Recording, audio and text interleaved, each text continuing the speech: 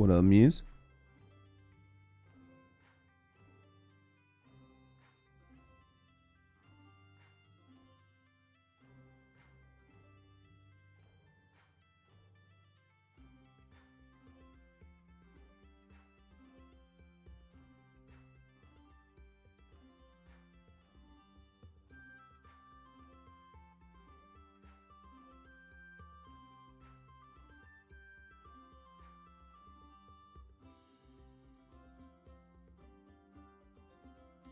Working on it. I'm having all sorts of freaking problems this morning. Having all sorts of freaking problems this morning, man. Which is like always the worst, right? Steve, holy shit, man, you hit 60?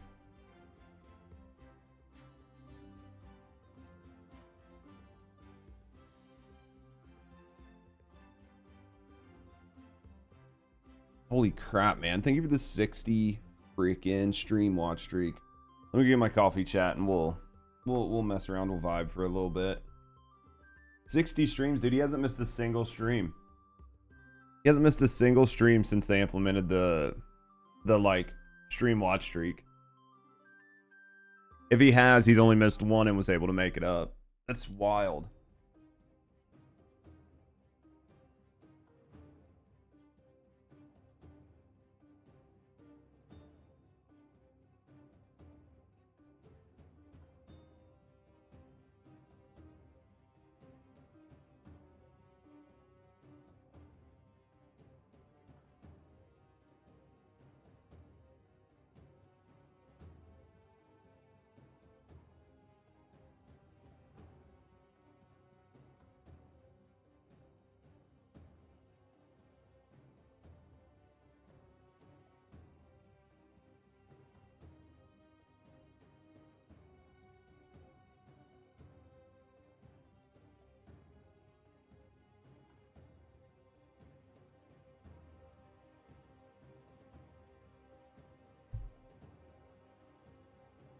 Yo, what up, Bjorn?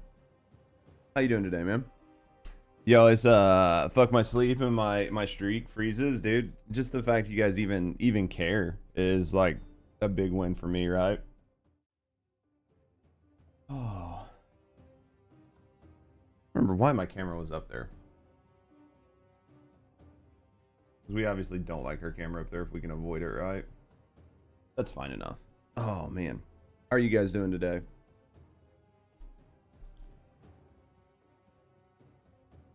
My chat program, I have like 2 chat programs that I use. One I stopped using for the longest time. But with me streaming to like 2 different YouTube channels, it's like the only way to like try to make things work properly. But the program like wasn't working this morning. Asmon in a lawsuit. Holy shit, who made him angry? I'll show you guys in a second.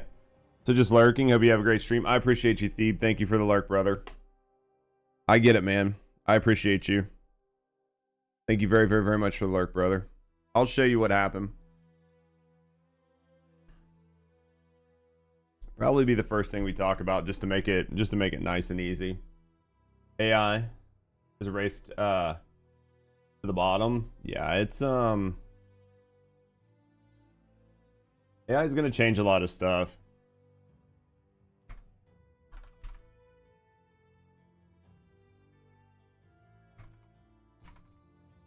For the good. Look at Muse over here doing God's work. Look at Muse doing God's work.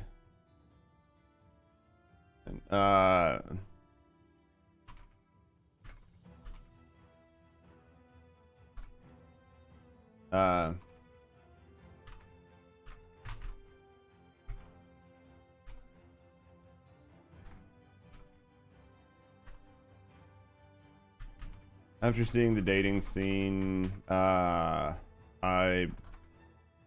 second guessing myself.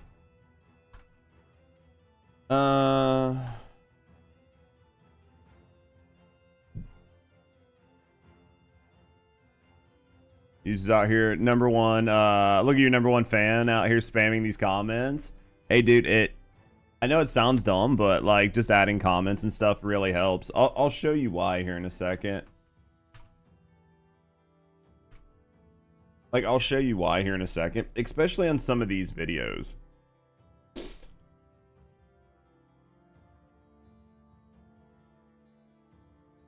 I'll show you why on some of these videos and why this is so rough. Actually, I'll just go show you now. We'll come back and do this here in a second. So when it comes to videos, what ends up happening, okay, is certain videos have they're very hard to get pushed out into the algorithm, right? So let's look at this video right here. I'll compare this video and this video, okay? So this video right here, the Chicago police chief issued a warning, okay?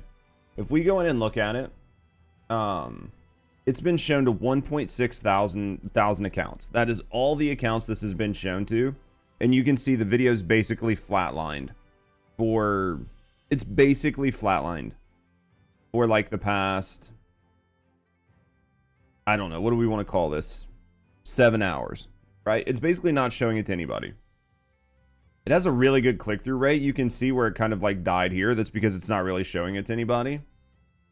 So the video basically died. And the engagement, like the video, I mean, it would be better if it was a higher watch time.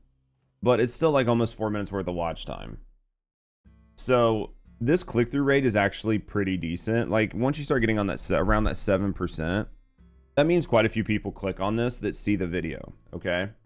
The problem is, because of what the subject matter is here, YouTube was very, very, very cautious on the amount of people that it tested this video to and the amount of people that it showed it to, okay? Now, if I take this and then I go look at this video here, which was about RAM, this video did terrible, right? Like, it was really hard to try to make this a really good, like, clickable thumbnail, but we did the best we could. I don't think it's a bad thumbnail. This video had 0.6 impression click rate. So, like, way worse than that other video we just looked at. But it was shown to 6.5 thousand channels. Even with this crappy click rate. And it was able to get 71 views. And it had a 6-minute... So, like, if people came in to watch it, they stayed to watch it. But this video got tested out to much, much more people. Like, probably 4 or 5 times the amount of people that the other video did. Even though if they would have tested this video more broadly, we would have probably seen a 500 view video, right? And you can look at it on videos like this one. This modern dating video.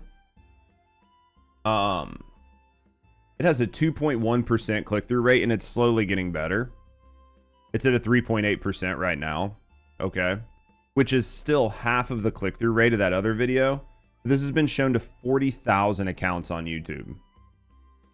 And that's because it is not it's not testing this video near as cautiously. Plus, more people are staying to watch the video, which helps. But it just goes to show that certain types of content, YouTube just actively tries not to show to people. This video here, 1.3% click-through rate. Ignore this like last day click-through rate. 1.3% click-through rate. 5 minutes worth of engagement. They showed it to 15,000 channels. So there's definitely, I think this one got shown to a lot of channels. 18,000.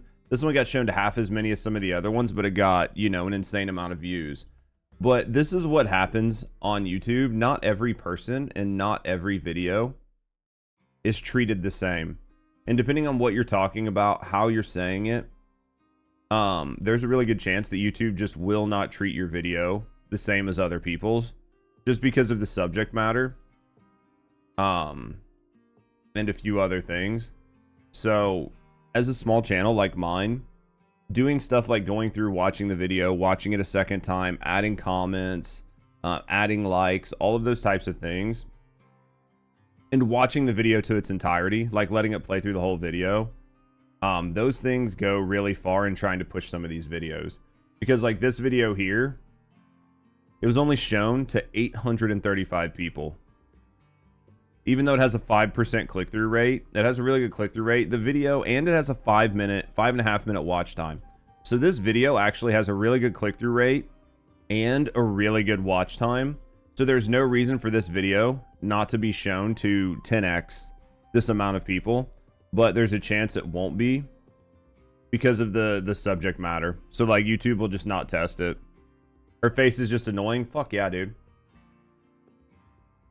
It's really frustrating, and that is the thing. Like I'm to the point right now in my YouTube career, but which I'm still super early and I'm still super small, right? 311 subs.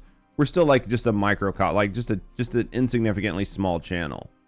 But I am large enough now that, and I've put enough videos out that I can clearly see where the problem is, and the problem is the algorithm. The problem is the algorithm and being edgy enough to get people to like click on your videos and watch your videos, but not so edgy that your video just doesn't get shown to anybody, right? Like this one was about the critical race theory. This video got 16 views because of what it was, instantly got shelved. We had a couple videos like that. This one right here was the school fight video, 18 views, instantly got shelved, didn't even get tested. This one got tested some, but I had to really like abstract the video, so it was really hard to tell what it was to click on. So nobody clicked on it, only got 50 views. I mean, I can look at my videos and tell, like this one right here, this should have been a much better video than it was. It absolutely should have been a much better video than it was. 18 views. It's because of what I did on the original thumbnail to get it to pass the YouTube's like scrutiny was enough to make the video fail. So it's definitely like a constant learning curve. This one right here is just a hard, like, unless you're a big tech channel, it's really hard. Like, so some of these public interest pieces, you just have to kind of like take with a grain of salt on if you want to do them or not. What up, Isa? Subscribed for 40 How you months. doing, friend? Thanks to Acteria for my sub gift. Boop all the noses. Are you playing Hightail yet? Do I think that these videos would have got more views on my main channel?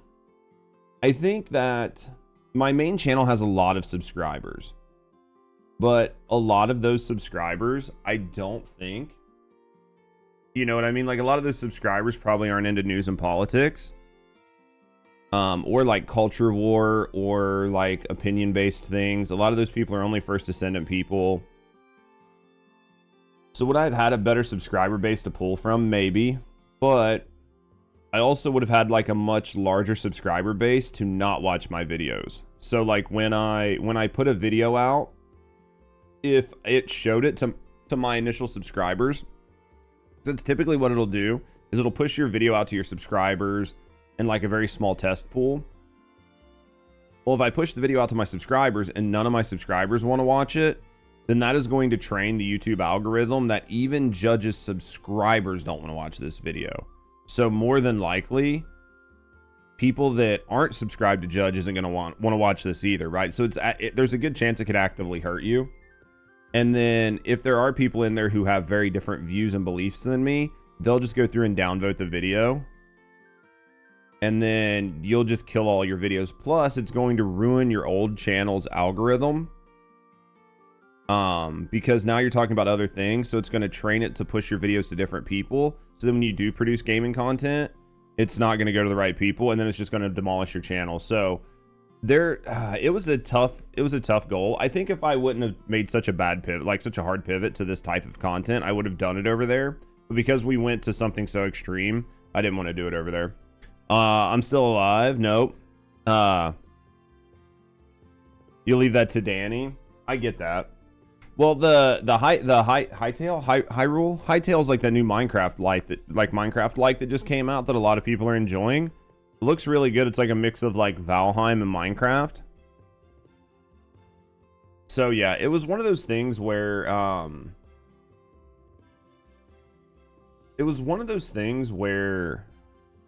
I thought about producing this content. Yeah, both not games you enjoy is the odd one out. I'm thinking about trying it at some point, but I just don't know when. I mean, it looks fun from what I saw, so.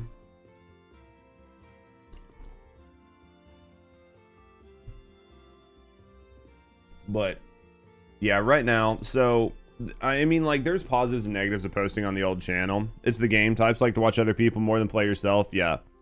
I watched Asmon play it last night. I was like in the middle of editing. Like I had him up and then he switched over and played it. He normally streams for like 5.5, 6 hours. He streamed for like almost 8 hours last night. So I'm assuming he enjoyed it. It's something that I've been wanting to try, but I want to get through Final Fantasy VII before I do anything else. I don't want to switch games in midstream.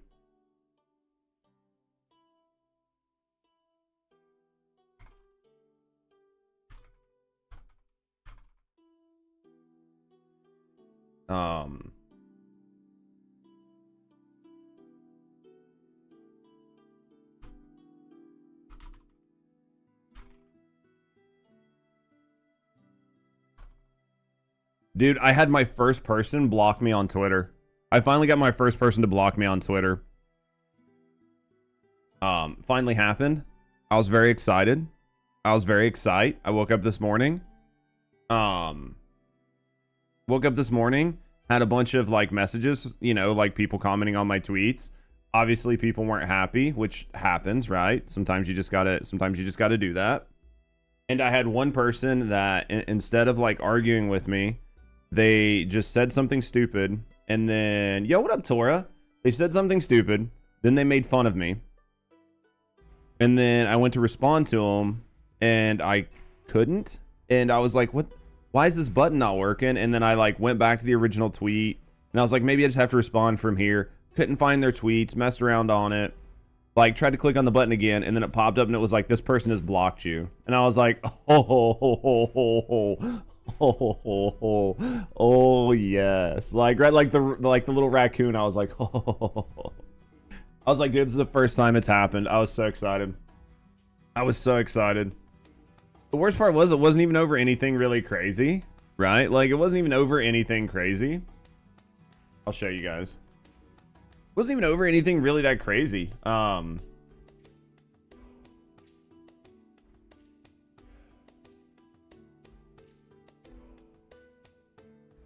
See if I can find it. Here. See, I can't even really go into it. So TLDR. Oh, I had somebody post a picture of me for the first time. This was the first time this has happened. I'm guessing they went and scrubbed my video for a picture, so we'll take that. That was exciting too. That was the first time that's ever happened.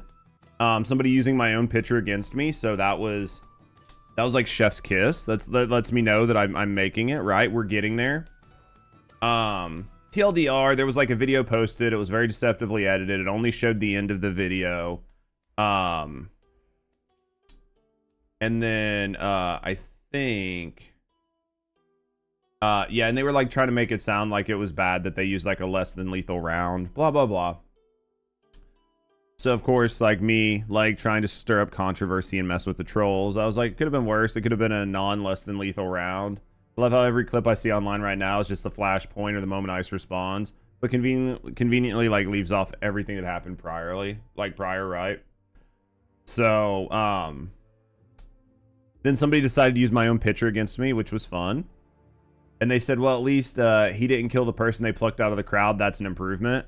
And you know, I guess it's like an implication that that's what I'm saying, and that this is a bad thing, right?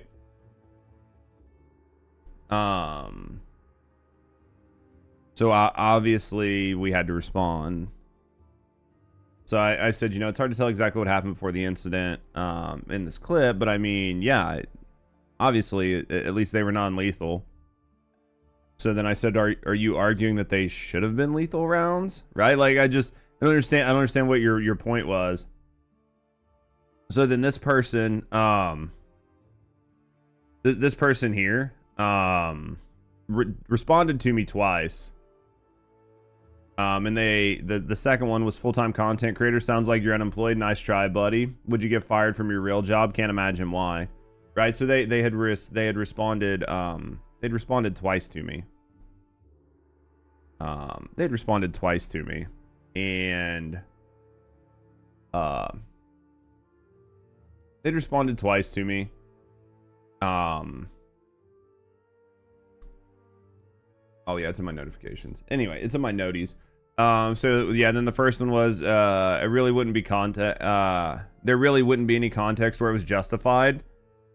You see, like, you can't even like argue with these people, because it's like you're telling me that no matter what had happened, right? No matter what it was, there is absolutely zero case to shoot somebody with a less than lethal round. There's not a single use case in the world. Not one. Not one thing could happen that could make it justifiable, right? Because that's what they're saying here. We know it was because they like are mad or whatever, right? So, right, like basically it's just like you make a claim that is completely indefensible, and then you start calling the immigrations and customs enforcement agents names, right? And then you start calling me names, and then you fucking block me. What up, Leon? So it's just like, you know what I mean? Maybe they might. Yep, nope, they blocked me. See what I mean? So it's like, but yeah, I got my first person to block me, so pretty excited for that. I didn't even say anything dumb, right? Like I didn't even say anything dumb. But you know, what do you do? Sometimes he's just scared of what you're gonna say next. Pussy move. Yeah, you got blocked. Congratulations. I was excited, man. My first block on Twitter. I guess they just didn't have enough buffs in their bio. They didn't have enough flags in their bio to be able to fight with me. Anyway, it's a W for me. I thought it was. I was happy. That means you won the argument. That's the way I look at it. It made me laugh. Some of the stuff I'll like engage with. Some of it I don't, just because like some of it is just like, sometimes I feel like it's like baiting. This was a really long comment, so I'm gonna read this. Your sexy face is worth not blocking. How you doing, Night Owl? All right, look up Somaliland and Israel's interest, like Somalia and the interest in it. So they're going to be talking about Nick in this, because this was about Hassan's arguments, like not holding up. So he's saying here that Nick was not a real journalist and doesn't attempt to be unbiased. Like how he interviewed the former mayor of Gaza to discuss Hamas and started how Hamas started and became radical, but it doesn't discuss what made them radical. The Muslim Brotherhood brought it up like I'm sure he had a big hand in radicalization. Wouldn't be a crazy idea if there was another violent factor, maybe something like settlers perpetually making Gazans' lives more difficult while also not improving the route. Nick Shirley's a psyop for American supporters. Republican propaganda stronger than Democrats for the past decade, so it's just abnormal. I mean, he can't even recognize it as propaganda. I mean, my mom loves Trump and what he's doing, but if I ask her opinions on policy, she agrees with basically none of it. Just other parties need to make changes. Having a president who acts like mob boss should not be the only reason Democrats start taking immigration more seriously. The Dems very well could have won if they avoided buzzwords. I'm libertarian, yeah. I'm not an American. Got to say, though, GOP and DNC have too tight of a grip on your politicians. Yep. Bro wrote his thesis on Judge. It took 10 minutes of his life to type this out. That's okay. I think that if you... So here's what I'll say. I do read all of my comments, even if I don't get a chance to comment back. But if you present like really good info, I'll read it, right? Like I'll sit down and I'll read it, and then I'll engage back with you. But if you just like troll out and just like type a book, then I'm not going to read it. But like some of this I'll deal with, right? So I'll respond to some of this. Also way much influence on both parties. Oligarchies also gain too much power. You need to reform them so badly. Keep going back on those promises. I'm still mad Trudeau didn't fix in Canada, even though it's one things he ran on. Reason he won his first and second terms. Yeah. Here's the thing. Every president has done exactly the same thing, except for Biden. People have very short-term memories. I don't even think it's people have short-term memories. I think it's some people intentionally forget things because it doesn't fit in with their narrative.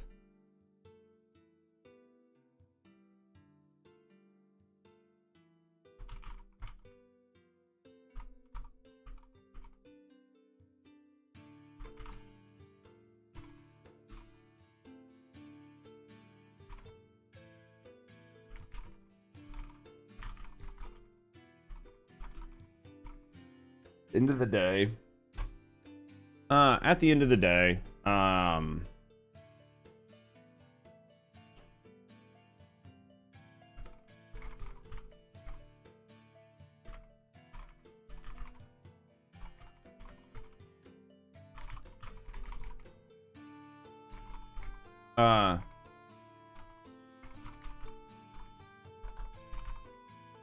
I just have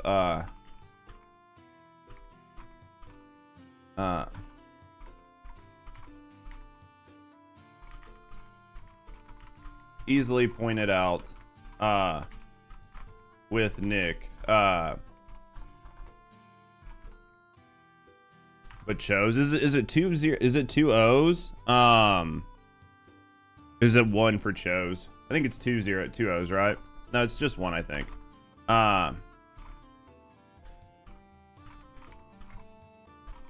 That's what I thought.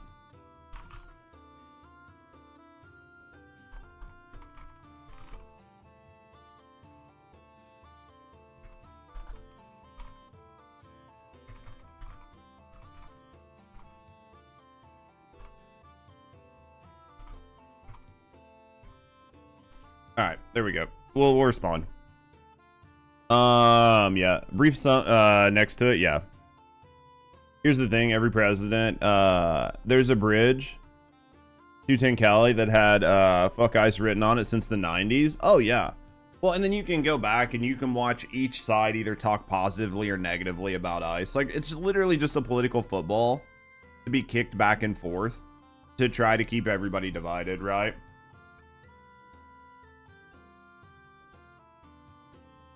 Should respond to comments like this with, like, I think if I have, like, really bad issues, I will, but this one was one, this was one where, like, people just argue for just to argue. Like, this was about this chick. This was about this chick crying because she got yelled at by ICE. So John here said, in the real world, anyone pointing a gun at you is an issue. So there's a lot of people in here that obviously had pretty big issues with what he said. And I was like, man, I think it's a little bit dishonest. In normal life, if you were out minding your own business and someone, anyone, walked up to you and randomly pointed a gun at you, then yeah, that would be a massive issue, right? I think we can all agree on that. If you're just randomly out, somebody just walks up with a gun in their hand, it's a problem. I said, but I think if you're actively following law enforcement around, you park your car in the middle of the road, you start honking your horn, that doesn't like really fall into like normal, like the normal workflow of life, right? So if you're doing something like that, and then an officer who is already out, like trying to control the scene, walks up and knocks on your window and they have a gun in their hand, that's pretty reasonable to me, right? No. A random person pointing a gun at you is an issue. Federal law enforcement pointing a gun at you means you fucked up. That's what I mean. So like this is one of those things where people just like want to be super dishonest about the conversation. All my classmates said I'd make a crazy good lawyer, and all my parents said I have a strong sense of justice, but never can leave my feelings out of the courtroom. But now I'm a double major engineer and a lieutenant. So wait, you're double major like engineering student, like plus lieutenant in like the military, or am I just misunderstanding that? I mean, I think that it's hard to leave emotion at the door and try to look at things logically. I think that's probably one of the hardest things to do. But I mean, if you're smart enough to be a fucking engineering student, you could have easily been a lawyer, right? They have justify everything. Yeah, to draw their weapon. Damn good reason when they draw it down on someone. Absolutely. But you can see like how this is such a intellectually dishonest argument, because this isn't the conversation. This is you dumbing it down to fit your narrative, right? So then I say this, and then they push back and they say, when did following law enforcement officers become a crime? Right? And then, so my response is, if in this case she would have committed a crime, she would have been arrested. But she wasn't. I said she's home. She's crying about the situation, so I'm pretty sure everything worked out okay. Following a law enforcement officer is not a crime, but interfering in the investigation is. That's why we've seen an uptick in law enforcement officers arresting people. The law enforcement officer in this instance saw her in the road, blocking it, approached her to get her to move on. I'm getting tired of people completely misrepresenting facts, lying about intent, or just feigning ignorance of the situation, all to garner sympathy, which is what's happening here, right? But maybe it's meant to be. Double engineering, first lieutenant in the military that can also be a lawyer in some ways because I have the last say in the problems. That's true. I mean, that's definitely always a part of being like a man, like in a managerial role, right? Especially if you're a lieutenant, right? Like, depending on if you're like, well, I mean, you're probably a butter bar working your way to captain. So, I mean, but in any situation, right? You're going to be the person in charge, like the POC or whatever. So, I mean, it's good for you, and I think it's a good thing for you. I'm not memorized, yeah, but I'm amazed when I understand everything. Dude, that's always good though. Army. Yeah, I don't know what branch, or could be like fucking Great Britain or something, right? Like could be anywhere, but yeah. So, yeah, I think that so I think that's where we're at on that. So here it is, boys. Here it is. Let me go refresh my coffee now that we're through all of the messages and stuff. And we're gonna talk about Asmon suing Abraham Lincoln on his post. I've seen this Abraham Lincoln user on Twitter all over the place. This people we'll talk about this when I get back. We'll talk about this when we get back. We'll talk about this when we get back. We don't want to get too far. We don't want to get too far out over our skis. Used to be a tank. Oh, nice, man. Nice. Give me a second, coffee, and then we're gonna talk about this.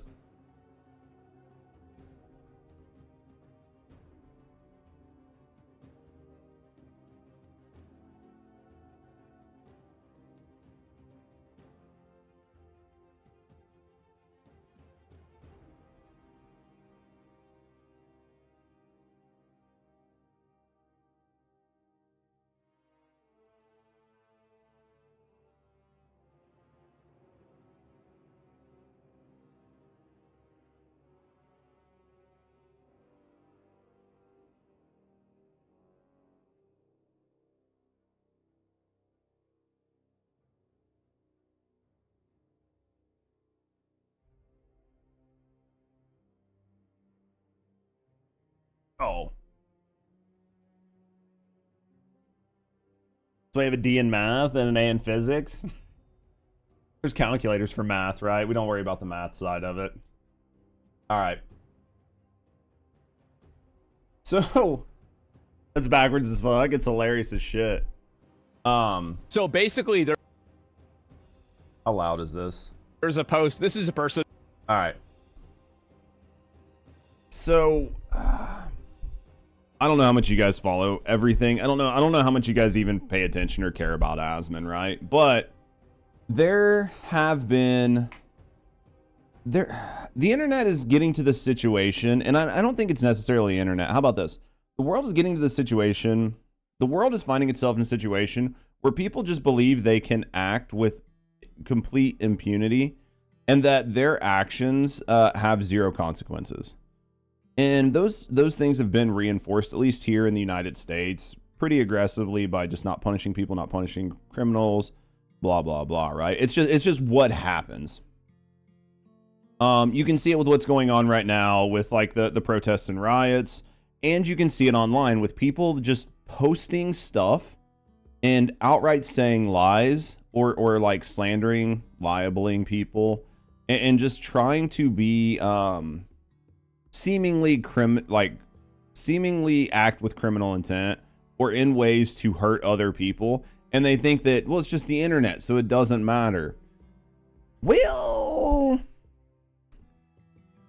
I think that we're coming up on a situation where that is not gonna fly anymore. And I think that more and more people are going to start getting pushed back on and hit back on if you're doing things that are if you're doing things that I think more and more people are going to start getting in trouble for doing things like that. So here's what's going on with Asmon, right? Recently there was a video posted of Asmon, and it was him with an ex-girlfriend when they used to date. And basically everybody started, not everybody, basically some people online started posting calling him a pedophile and implying that this girl was much, much younger than what she was, right? Like they're trying to imply that she is much younger than she was. Everybody's trying to imply Asmon's a pedophile. They're trying to turn public sentiment on him. Unfortunately, you can't really do this. Or if you're going to, then you risk the ire of a lawsuit, right? If you're going to try to destroy somebody's reputation publicly, you better be very careful about what you do. So we're gonna watch this. We're gonna see what Asmon says about it, and then we're gonna discuss it, right? Casey was not 17 when they met. Saw the stream where she came from Canada to visit him in Austin. Yeah. This has happened to Casey a few times. Yeah, so basically it's this Abraham Lincoln. This like account here, which is flagged as a parody account. I'm pretty sure this is the account in question. And you'll see what's gonna happen after this, but we'll let the clip play and then we'll talk about it. But what I can say is, if you're just gonna go online and make stuff up about people, you better be very careful about who you're picking on, right?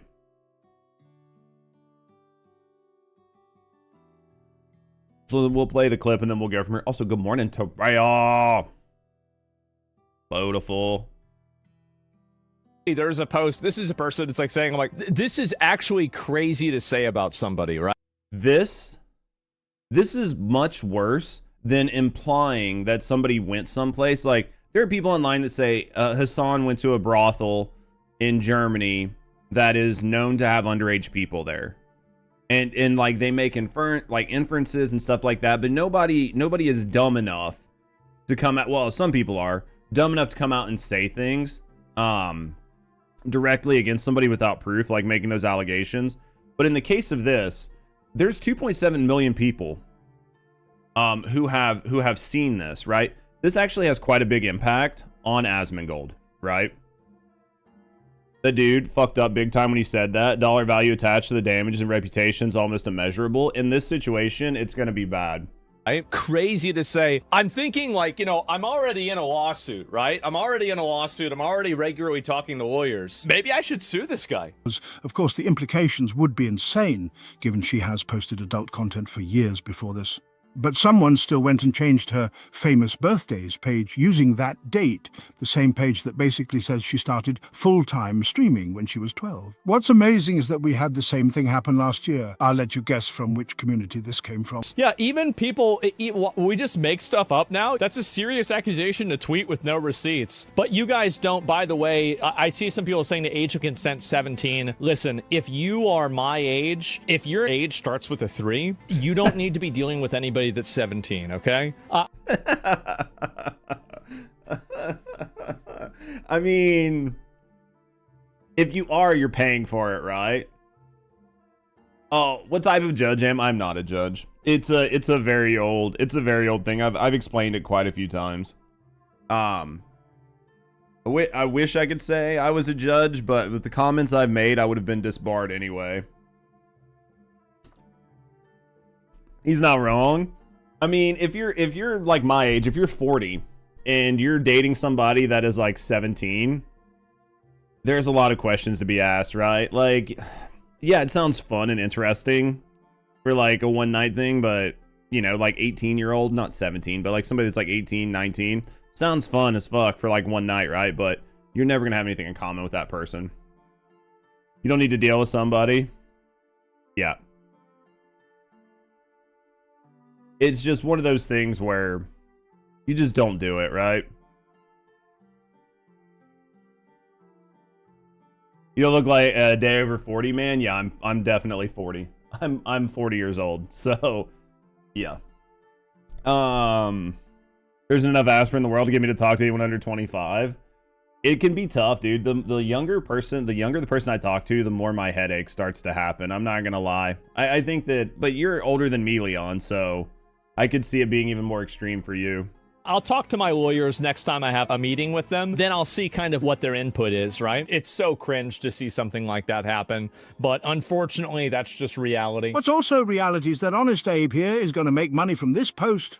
But oh, would you look at that? His account is fully verified. Do you have any idea how easy it is to subpoena a Twitter account? See you in court, Abe. That is the problem. That is the problem for this man, is this man is absolutely making money off of this.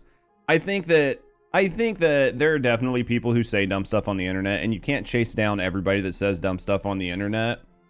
But there are going to be use cases where you need to go out and you need to defend yourself.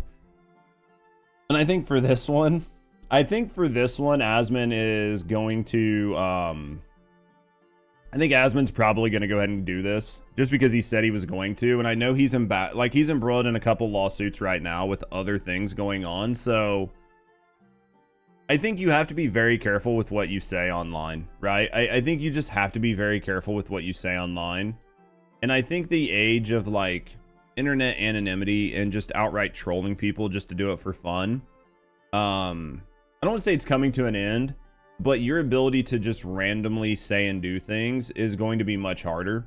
And then if the UK, because I think the UK had to back off of their real ID, but like Australia is pushing things forward, the UK is pushing things forward. As soon as these things happen online, you are not going to be able to just hide behind your internet browser.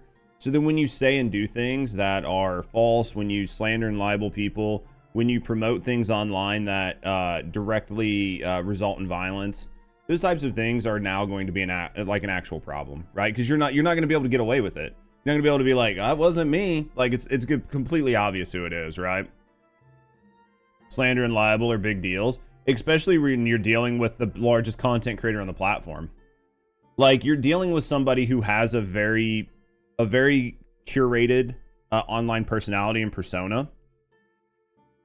And if you just decide you want to go after them, it's really dangerous, right? Like it's different if this was like just some random small streamer or something that you knew you could bully around because of your size on Twitter, but you're not going to be able to do that with somebody. It's the same with Hassan. Like I'm not defending Asmon in a way that I wouldn't defend Hassan or any other fucking Destiny or any of them guys. Like if you're going to say these things, just make sure you know what you're doing, right? Like cuz you're setting yourself up for a really bad fucking day, right? I hate that this has like a wedding bell jingle in it. Like I don't like this playlist has like a wedding march in it. Anywho, these are absolute big deals. So I'm not going to spend a lot of time talking about protests and stuff today because it's basically all that's in the news, right? Like all that's in the news right now is just the protest stuff. And I think everybody's getting fatigued on it to a certain degree. We're going to talk about a few things. A few ICE related things, just because it's what's in the news today. So we're going to talk about it. We're going to talk about a couple things. And then this one, we're going to talk about this video from Charlie. I'm going to have to be really careful what I say in this video, but I am going to say some stuff about what happened here in this video as somebody who actually worked for the agency that is in question here. I'll have to be really careful what I say and how I say it, because I don't want to get in trouble. But I will give you guys my thoughts and opinions on this. Because I do think I'm in a unique position to talk about it. Yeah, the $1 million fan scam. Yeah. I have a very good, I think that I have a pretty good idea of how things like this could have happened, but you know, maybe I don't. I don't know. I will give you guys my thoughts on it. How about that? I'll give you guys how I think something like this could have happened. We'll talk about this like seriously, like the YouTube algorithm just changed everything because the new YouTube algorithm sucks. We'll talk about this just because we want to do it. We might watch the First Descendant live stream. Maybe it's on the docket. Just depends on how fast I can get through things. Wasn't it the same kind of thing that happened? No, this was more like we'll let Penguins talk about it, and I'll give you my ideas. Basically, it's my understanding that this was like some sort of weird thing where they worked with like live stream fails. They were going to put on like a show or an event. People were going to pay streamers. A lot of massive payouts were being discussed and being thrown around that they were going to come out. And the whole thing just seemed fishy, right? Like, you should do some due diligence on it. You should investigate it. You should see if it's real. And, you know, people like Moist Critical and a bunch of other content creators were calling it out because like Extra Emily, Esfan, and a bunch of other streamers were posting about it, talking about their deals, putting tweets out there, like priming everybody because that was part of the deal. And a bunch of people were like, dude, this seems fishy as shit. And then lo and behold, it was fishy as shit, and it looks like it was an absolute scam. And now there are a lot of people like Zach Boosie, Moist Critical, and a bunch of other people that are like, how did the talent agency not know this was a scam? You think McConnell's back too? Is he back? I haven't seen that. I mean, I put Asmon streams up in the background. And I've heard Asmon talking about like Rich and a couple other people, because he's doing like the podcast with Rich and talking about doing some other things. So that could be interesting to see. One of the clips showed he's back. Oh, that's good. Hopefully those two made up. You know what I mean? Like, McConnell was such a big friend of his for a long time that I hate to see like when people fall out. Podcast needs funding or won't go anywhere. Oh yeah. Well, I mean, unless Asmon just does it for fun, right?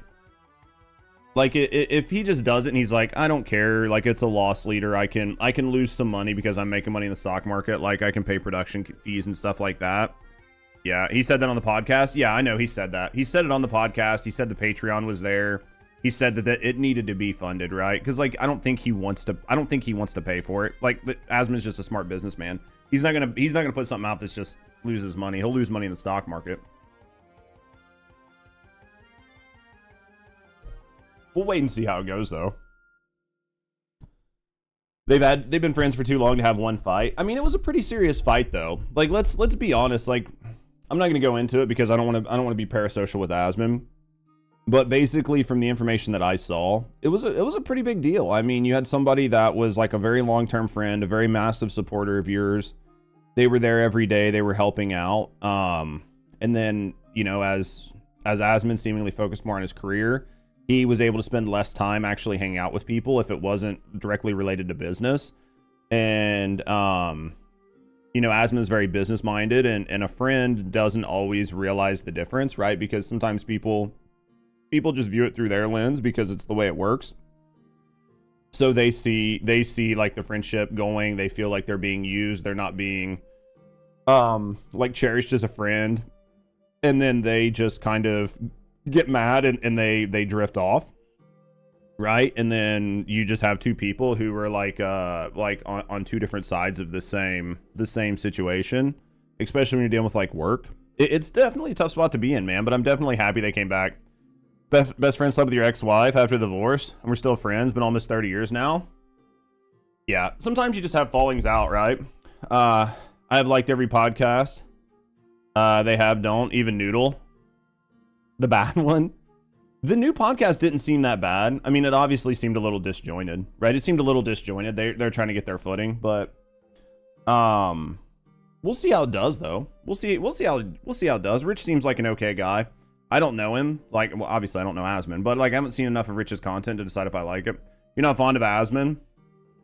I just don't agree with his views, and I think that's fine, Night Owl. I think that this is what I'll say about Asmon or Hassan or Destiny or like any like controversial content creator. This is what I'll say. If you want to truly form an opinion on them, you have to watch their content in its entirety. Because if like what you see is like a bunch of clips or a bunch of like 30-60 second clips or maybe one YouTube video here or there, there's a lot of nuance and context that you are missing from what is going on there, right? Especially people who are live like 6-8 hours a day. We were watching like so here. Rich is a creep. Yeah, I don't know. Maybe I'll have to watch more and see. You knew Rich's content years ago. Yeah, and he might be. I really don't know. We'll see what comes out of it. So we watched Emily and I watched the video Asmon did last night about the game that's being put out in the UK to like help curb radical extremism on kids. And if you just watched that video and you didn't know anything about Asmon, you'd think he was a misogynist, you'd think he was a racist, you'd think he was a sexist, all these things because of the way the content is there, because he just leans into certain humor. But if you go watch him talk about things, you can tell that that's not the viewpoint he has. That's just what he does when he's like trying to make clips or trying to have fun or trying to joke. So, but at the end of the day, if you don't like somebody, you just don't like them. But I do think that there's a lot that happens online where people just try to make other people look bad, including Hassan and all these other people. And you just need to take the time to like watch them. But if you don't like it, you don't like it, right? Let's see. I wanted to watch this. I didn't get to watch it earlier. Reached out and asked me, why are... God damn. Could you talk any more quiet? Jesus fucking Christ. A few people have reached out and asked me, why are there... Here, let me say this. All right, so basically, here's the tweet. This Somali woman addresses the question of why there aren't any Somalians out protesting in Minnesota right now. She claims that she can't go out and protest because of previous trauma she's experienced.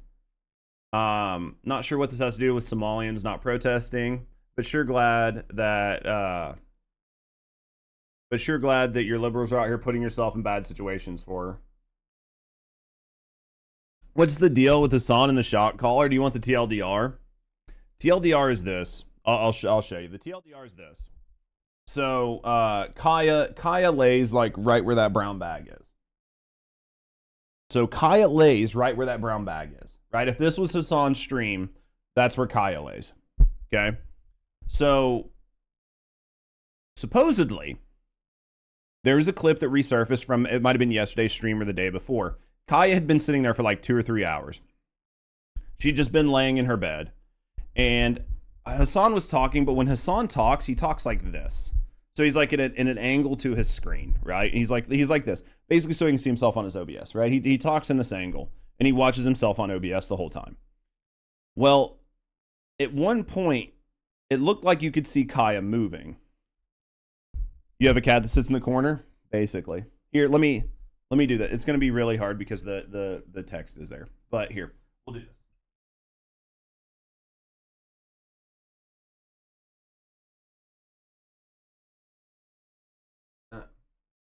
You see that? Okay.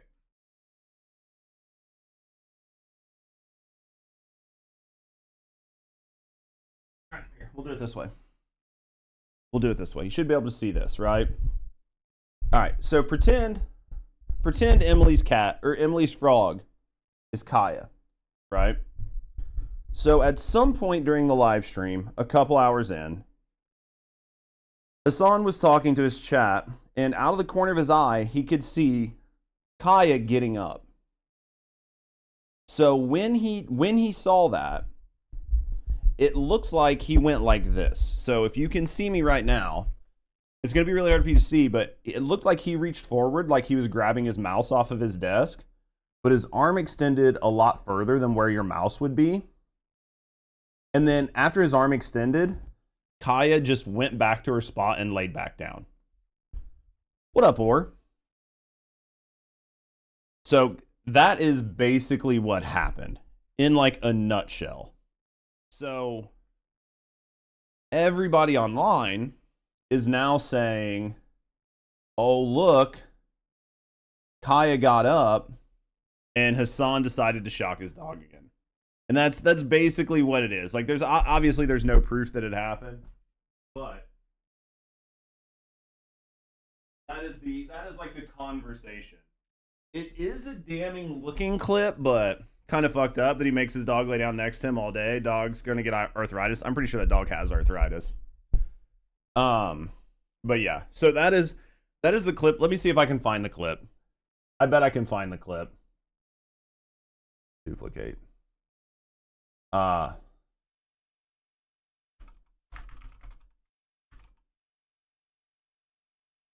See if we can find the clip.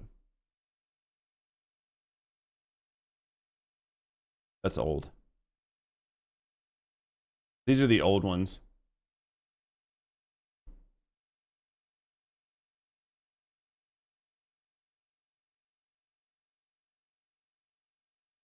I'd like to find. All right, here it is. Are protesting against settler. I'm gonna move. This is blurry as shit. I'll move my head back up. This is blurry as shit, but I'll move my head back up and we'll go through it. So you can see here. Here's Hassan. Here's Kaya. Here's Kaya getting down. Here's Hassan talking. The clip is longer and it shows Kaya standing up and him sitting there. You can kind of see it. That are protesting against settler fairs that are taking place in a synagogue are actually the bad ones in this. And that's the clip. That is basically the clip. There's a longer version of it that shows Kaya like step up and move down and Hassan reach forward. But basically this clip right here, like his arm is well beyond where his mouth should be, right? Because there's a longer clip that shows him actually doing it, but it's been pulled off of LSF. I think it was on LSF, but it was pulled off of LSF. But yeah, that's sort of the clip that's cycling right now, and everybody's saying like he shocked his dog a second time. So whether he did or not, I don't know. More than likely he didn't. More than likely he didn't. But the problem is, it's just a shitty allegation that he's gonna have to try to beat again, right? Kind of fucked up. Makes his dog lay down next to him all day. Dogs gonna get arthritis. Yeah, people who don't like animals shouldn't own them. Maybe. Maybe. A few people have reached out and asked me, why are there not a lot of Somalis out protesting? I just want everyone to know that many of our Somali community that reside in Minnesota, including myself, have experienced trauma through fleeing the Civil War. So while I was very young when the Civil War happened, my body remembers. So I do not go to large gatherings where there's a lot of noise because my body remembers and I don't feel safe. To everyone who is out there, thank you so much for caring for humanity. Thank you so much for speaking up. Our humanity is tied to one another. When one group is targeted, we all are targeted. And to anyone who may not know a Somali or may believe what is being shared widely in the news, please know that Somalis came to America in search of safety and a better life. We are law-abiding and we have worked really hard. We contribute to our great state. We are not criminals. We are a diverse community. Thank you so much. It's so quiet. You can barely hear what she says. I can barely hear what she says, which means I know you guys can't hear what she says. I don't know. I just wanted to watch this. Like, I saw this clip, so I just wanted to watch it. I don't know, man. I don't know how I feel about this. I mean, I don't understand how... you're not, if people, why you have, I guess maybe the idea here, I guess maybe just, if a group is not willing to go out and protest and demonstrate for themselves, then maybe you just shouldn't be doing it for them, right? I don't know. I don't really have anything to say. I just wanted to watch it. But I don't know, man. I just don't know how I feel about this. I just don't. I think that it's a crock of shit. I think there are clear reasons why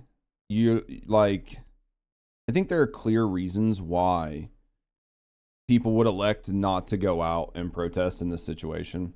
And I think that the reasons are pretty self-evident. And those are you are afraid that something bad will happen to you.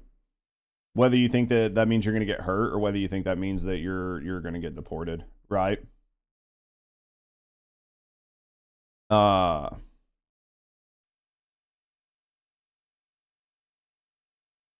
If the larger Somali community wanted to make a statement, they should acknowledge the scam and say, but we aren't part of it. Pretending it didn't happen is what looks bad.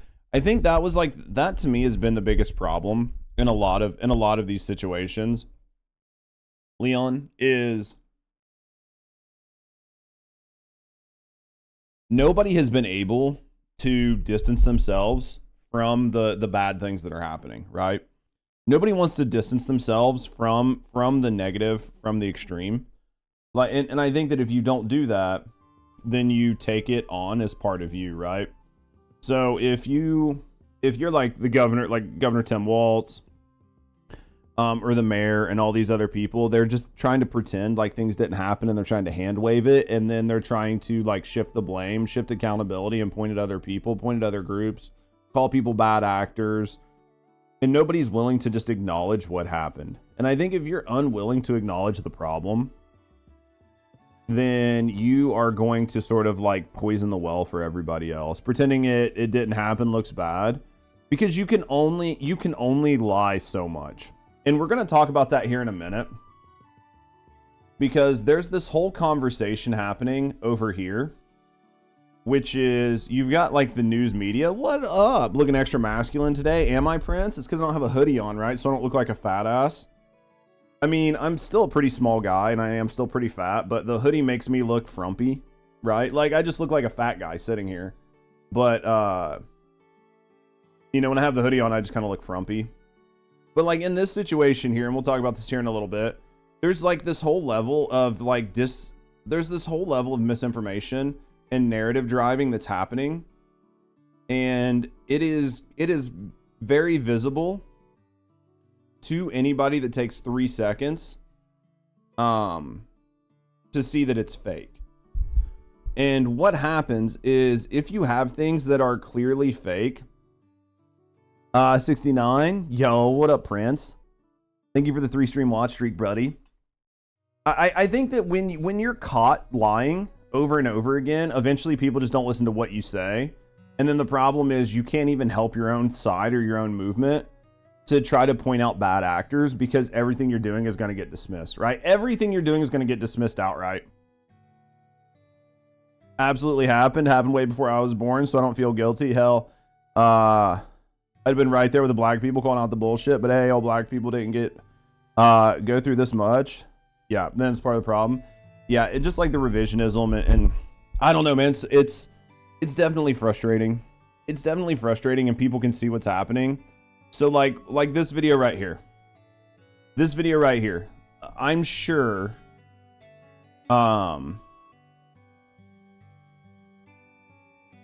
this video, if you like, this isn't a very well like pushed video. It's only got 2,000 views. Trying to, because it's starting to get annoying to see it in the news. It's all you're gonna see. I'm trying to get away from it, but there's just nothing else to talk about, right, Night Owl? I mean, it's just all anybody's talking about. The only two things in the news right now are the Immigrations and Customs Enforcement and Iran, but nobody's talking about Iran.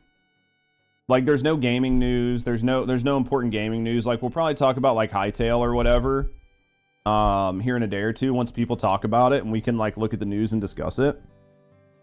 But like, it's December. December's a slow news cycle. Like, there's nothing to do. There's nothing to talk about. There's nothing to discuss. Aren't we coming up on an election? Or aren't we coming up on an election year? Is it 2028 or 2020? Anyway, we'll have like election coming up, so there's going to be plenty of other things going on. TFD live stream, yeah, I've got that. Here, you thought it was January? What do you mean? Is it December, January, February? It's all the same thing, Isa. It's all the same thing. It's just a slow fucking news cycle, man. So that's why this is dominating it.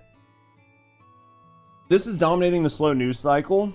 But I think that one of the main reasons, I think another reason this is dominating the news cycle is because people are trying to make it news, right?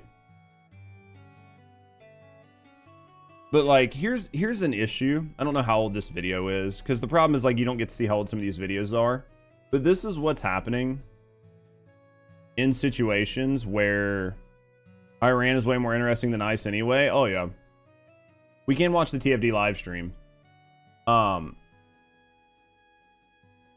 So this happened, and I don't know how old this is, but this is sort of what's happening right now, and people, especially younger people, are not understanding the difference between like a cop now and ICE because they're seeing all these like crazy things done online. So check this out.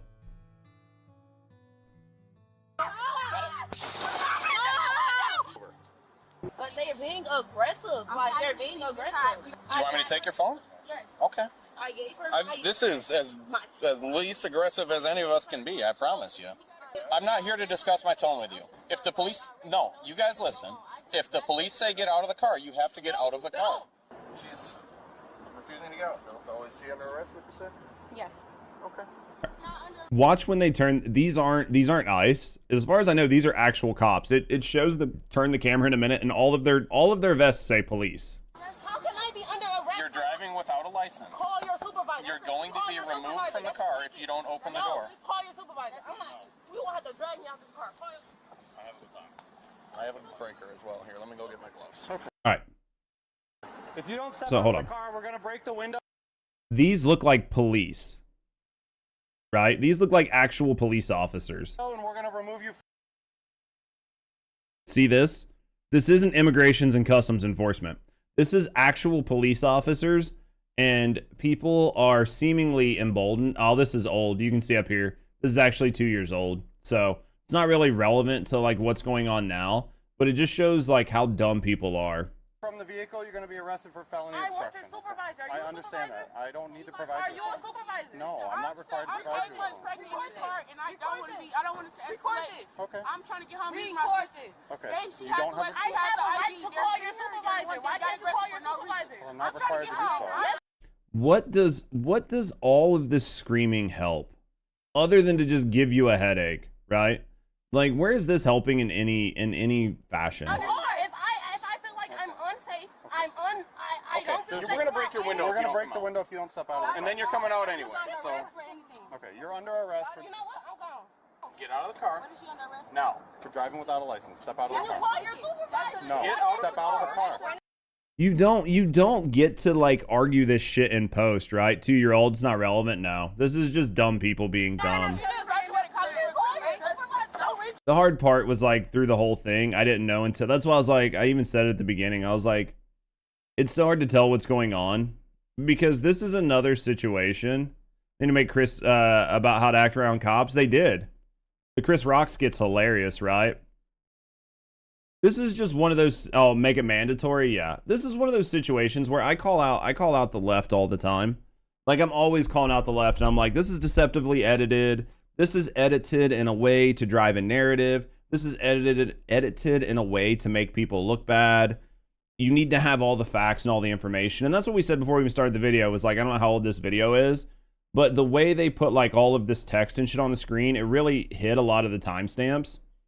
And it wasn't until we saw the timestamps, right? It wasn't until, because they cut off all the timestamps and stuff. It wasn't until we saw the timestamps that we knew this is basically has nothing to do with the current discourse that's happening today, right? This has nothing to do with the current discourse, but it was interesting to try to watch. But this is what happens online. This is what happens online. People take old content, they repost it, they reuse it, they try to refilter it and reframe it to drive their narrative, right? This is 100% what happens. It's so frustrating. It's so frustrating. It's absolutely frustrating as shit. Unfortunately, there's not a whole lot to cover, but we'll go through some of the news of the day. We'll talk about some stuff and we'll go from there, right? Let's see what Don Lemon's got to say. Let's see what Don Lemon's got to say here. This is new. This man used to be like this guy used to be on TV, right? He used to be on TV and then maybe he quit or he got canceled or something, but I've seen some of his takes and they're pretty bad. Let's see if this is another bad take. Is this what you voted for, MAGA? You fucking idiots. Is this what you voted for? What a great way to start the conversation. Is this what you voted for, MAGA? You fucking idiots. Is this what you voted for? What? It's such a great way to start a conversation, right? Like when you see stuff like this, you know that the person has no desire to have a conversation. They have no desire to engage. They're not going to debate you on merits or facts. All they're going to do is try to emotionally manipulate you right out of the gate, right? The first thing they're trying to do is get you mad and get you on the defensive. Why would you even want this job? Is your ego and your penis, are they that small that you feel that you have to harass people in order to feel like a man or to feel strong? Is this what you voted for? And then because of the way this is cut, it's hard to tell what he's talking about. I'm positive. I'm almost positive, but I can't say it for sure without seeing the full clip. I'm assuming that he was talking about Immigration and Customs Enforcement and not about, you know, particular voters. But again, this is just another one of those emotional manipulation tactics where there's no argument. There's no argument about the fact. There's no argument about what's going on. There's no discussion around, are these enforcement actions legal? Is this what we should be doing? It's just instantly right to shaming you, right? 100% right into shaming you. Is this what you voted for? Maybe it is. And if you did, then you're a cruel, heartless bastard. Clearly, what this administration is trying to get you to do is unlawful. It is inhumane. It is unpatriotic. Here's the thing. He's made three claims there. If it was unlawful, then let the courts decide. But as it stands now, the courts have not decided it's unlawful. If you say it's inhumane, then challenge the law and change the law.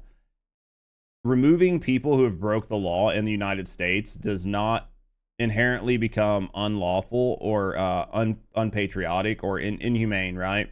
You're trying to follow the laws.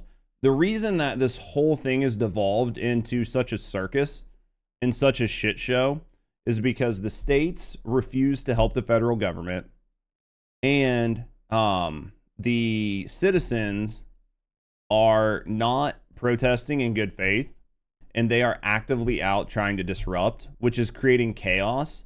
And when you have chaos sown by citizens and nobody there to enforce the laws, then this is what is going to happen, right?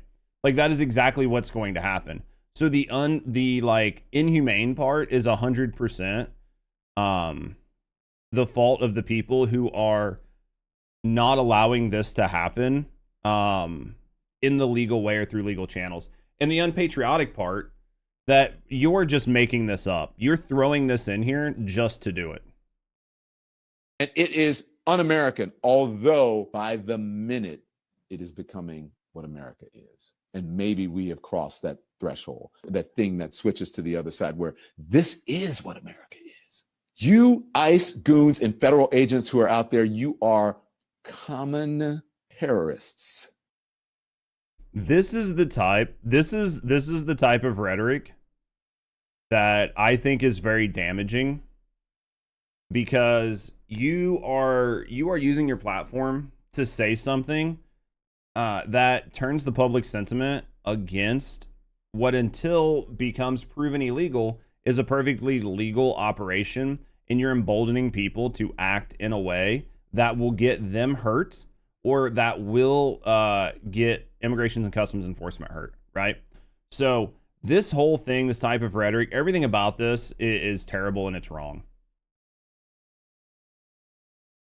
Dude, this guy lost the plot years ago. How do people still listen to him? Because he garnered a bunch of...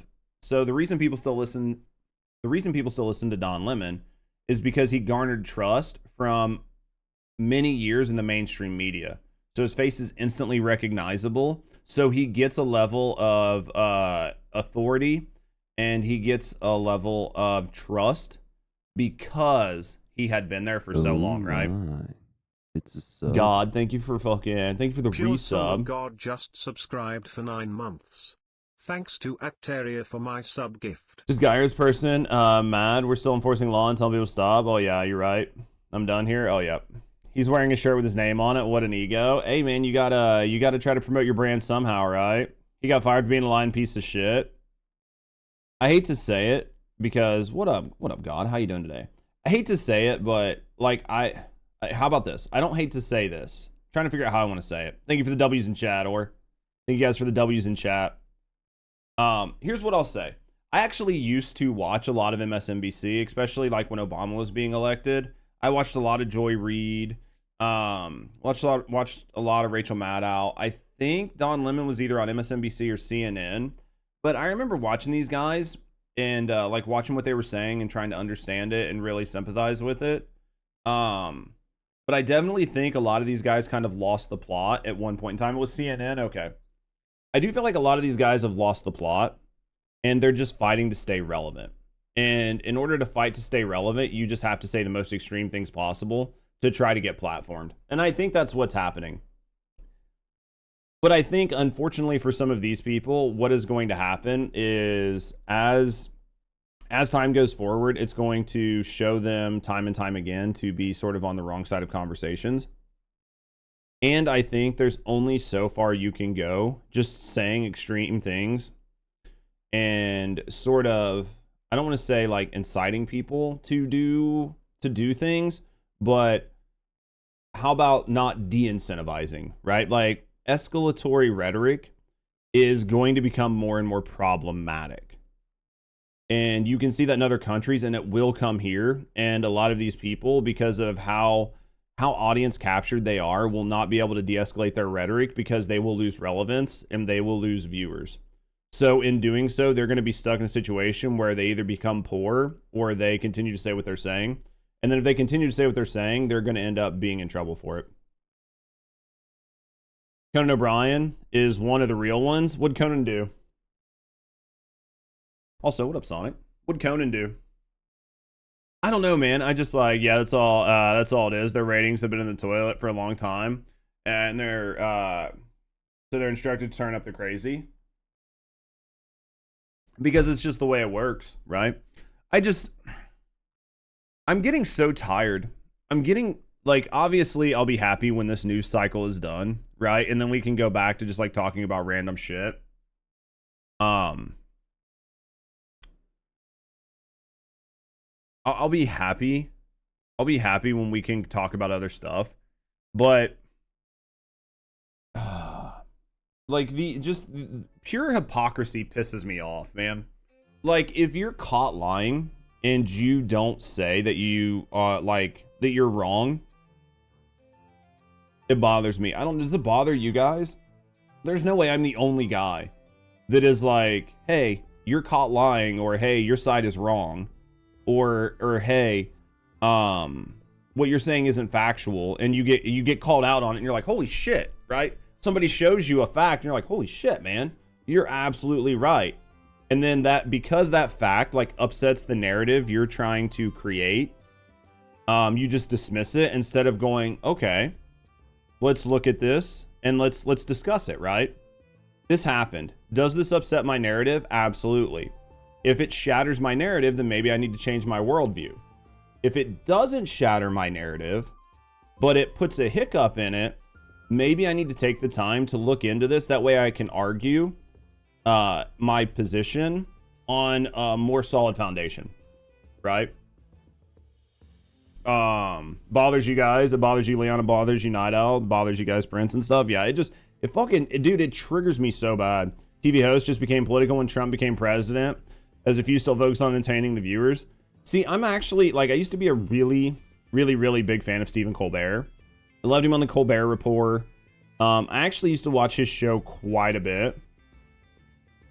And I actually do enjoy some of his segments where he would, like, you know, he would make fun of President Trump, because I thought the humor was there and it was funny, and it was a way to use humor to maybe point out some of the things that Trump was saying or doing, and how he was breaking norms, he was breaking rules, he was bending things to suit his narrative. And I thought using humor to do that is a great way to do it, right? Because everybody can laugh about it, but then you can put it under more scrutiny. But then things started to get like more vitriolic, and I didn't like. And then I started to notice that there was like a clear slant where we could only criticize or talk about one side, but you couldn't point out or joke about what was going on with the other side. And I think once that happened, it made me not enjoy the content as well, because I don't mind you being critical, but I just want to see you be critical on both sides. And if you are only being critical on one side, that's fine. But if somebody brings something to you, you should be able to criticize the other side, right? I still like jokes about Trump. That man's a Cheeto. Absolutely. Absolutely. I think it's fucking hilarious. I think it's hilarious. I think you should be able to joke about everything. I don't think anything should be off the table when it comes to making jokes, man. And I think that's how you point out the hypocrisy, and that's how you get people talking about things in good faith, is you break down the walls and you break down the rhetoric with humor, and then that allows people to discuss it more openly. South Park does better jobs making fun of Trump. Well, South Park hasn't been doing anything here lately, right? Like, South Park's just kind of stayed away from doing anything, right? I don't know. That's my view on it. I'm fine with humor. I actually really like humor. I'm actually a big fan of humor. I don't like I don't like when people police humor. Mr. Garrison as Trump is peak comedy gold. It was fucking awesome. I don't know, man. I don't like it. Let me get some coffee, because I do want to talk about this, because this goes like to where we've gotten, which is talking about hypocrisy and like forcing narratives and trying to control narratives and just outright lying to people about what happened. Because we're going to discuss this. I want to discuss this. I want to discuss what happened, because people are framing this in one way. People are trying to frame this one way. Here's going to be the actual video of what happened, and then I want to talk about some other things, which is other pieces of content. Like, this has been going around. This we saw the other day, and I just want to talk about how people are taking all of these videos and then misrepresenting them. And then I think from there we'll jump in. We'll talk about the moist critical thing. We'll talk about the algorithm thing, and then if we still have time, we'll watch TFD, and then we'll play some games. So give me a second, guys. Give me a second. We get some coffee, and I will be right back.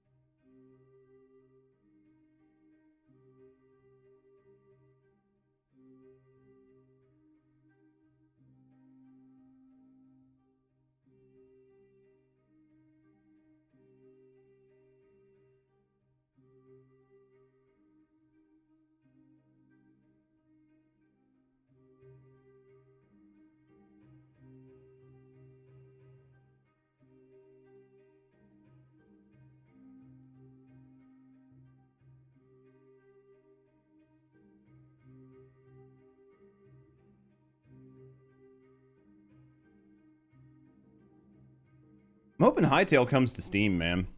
I really am. I don't know when it's going to. I'd rather wait for it to come to Steam before I buy it and play it, but I hope it comes sooner than later, man. Hopefully it's going to be fun and interesting.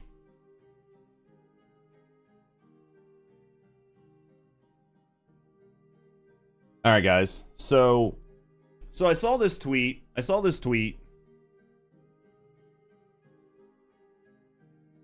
All right, guys, so I saw this tweet, and you can see right here, it's from yesterday at 9:14 p.m., and it's about the chaotic scene that erupts in Minneapolis.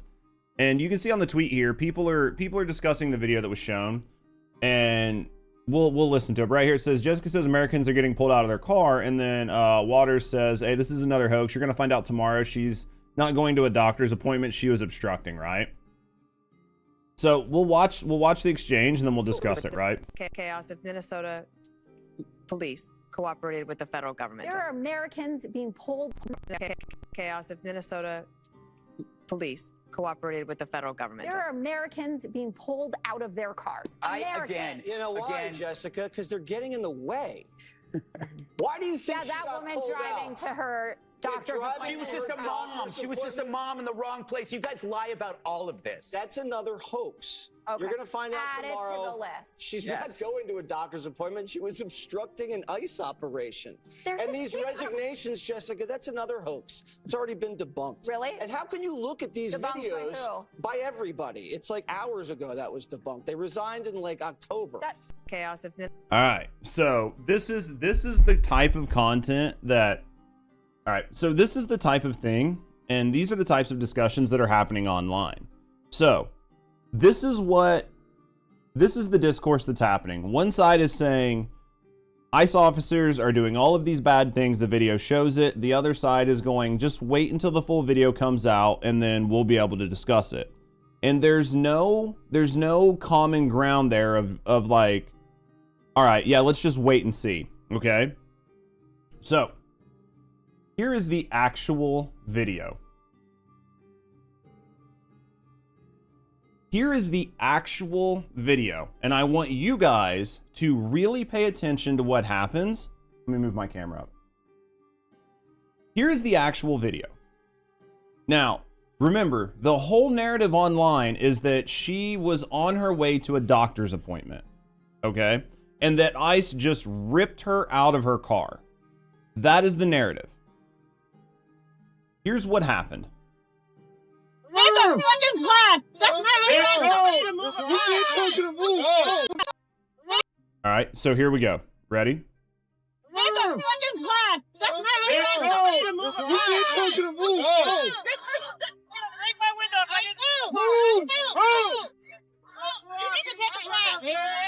Don't fucking touch the car.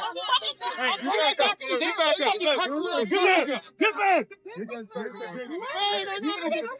back up. So I'm just gonna step in here. I'm pretty sure she's parked in the middle of the road. I'm pretty sure law enforcement officers have asked her to move, have demanded that she moved, have directed her to move, have given her all the time that she needs to vacate the premise. She didn't do it. And then they tried to pull her out of her car. They couldn't do that. They told her if she didn't move, they were going to break her window. They were going to pull her out of her car and arrest her. And then somebody from the crowd runs up to interfere. As soon as they start to interfere, law enforcement stops. At this point in time, this woman is still capable of leaving. She has not left the scene, and she is still there obstructing traffic. Go that way. Hey, back the fuck up. Hey, sidewalk. You can feel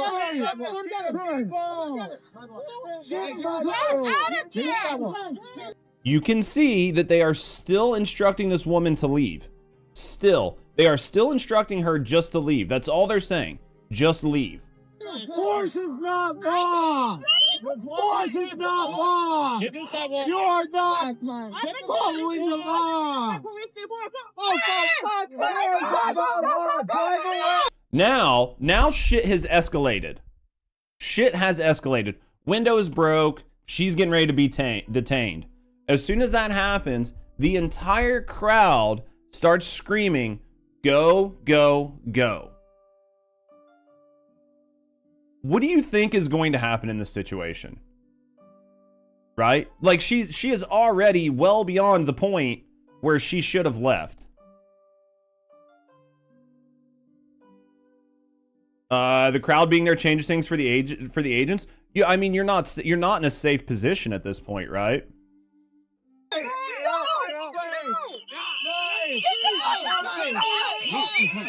Now the whistles are going off because we're getting in the car. We want to make sure that the scene is very crazy, very chaotic. We want to paint the officers in the worst light possible, right?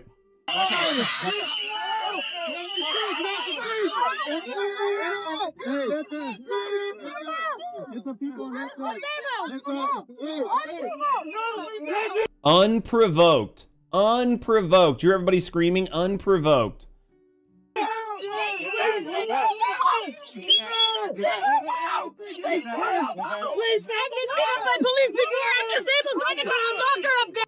There it is.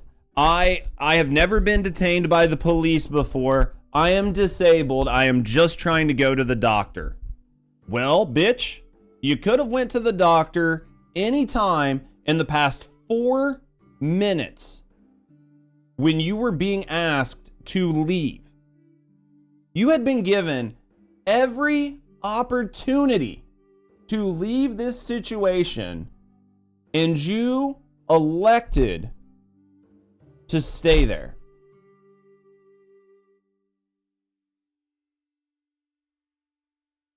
Like, these are the things. So this is what I want to say.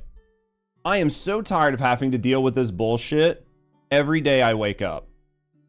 And every day I wake up hoping that I'm not going to see anything like this, so I can just breeze through just chatting, watch a couple YouTube videos, laugh and meme and joke, put some content up on YouTube.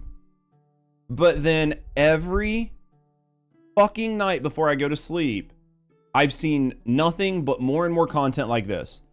People that are out being performative, and in being performative, they are just trying to stir up shit and cause problems for people.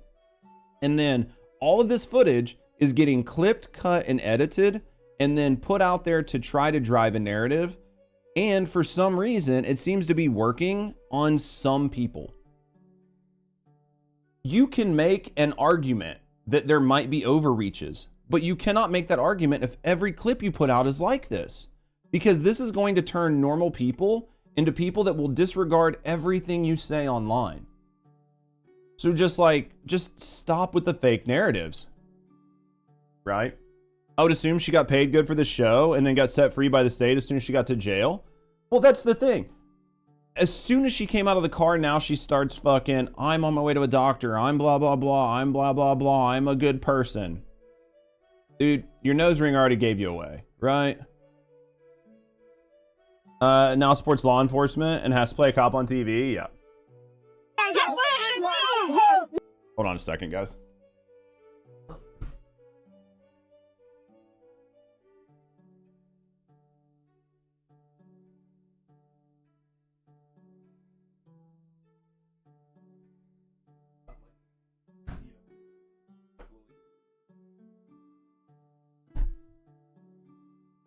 Sorry, boys. Man's here to change the filter. We'll let him change the filter so he doesn't have to hear me screaming about idiots online.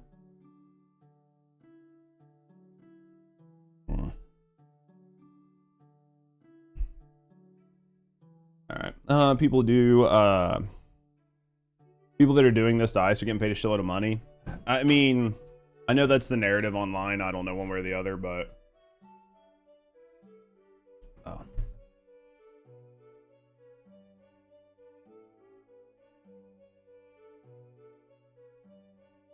See, man. Yep. But I can't remember. I lost my train of thought, but that's fine.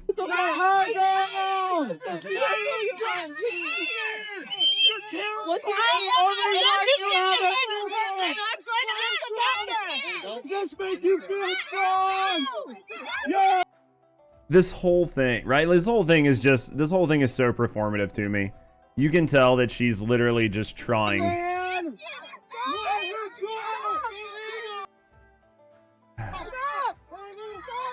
This is your duty! Got to make sure we get everybody here to film and photograph this to like drive this narrative, right? So every one of these, like even this, right? This right here, and I'm not going to show the whole video. This is another video. A 21-year-old Santa Ana, a 21-year-old in Santa Ana lost his vision one eye after being struck by DHS's less than lethal round at close range, requiring 6 hours of surgery to remove the debris to his face. Okay. This is another one. I'm going to turn this down some because I don't know how loud it is. But we're just going to go like, I'm just going to go like slow motion here. We're going to go like 50%. Bro deserved it. Okay, so we're going to watch this one at 50%. Now, keep in mind that this video is shot from the moment of the escalation, which is all you need to know to identify that you are being led by your nose, right, to some conclusion.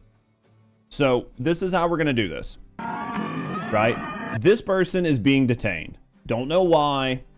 You can say it's unlawful. I'm almost positive it's not, but hey. Also, these look like police and not ICE. Again, that's their vest. It's hard to tell from this angle, but you can see this person being detained. If this is police, then they have definitely a further mandate than immigrations and customs officials, right? So in this situation, this person right here is being detained. He just hit this officer. That's assault.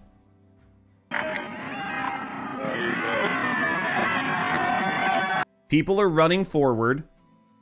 The crowd is outnumbered. He shot into the crowd at people who are rushing him.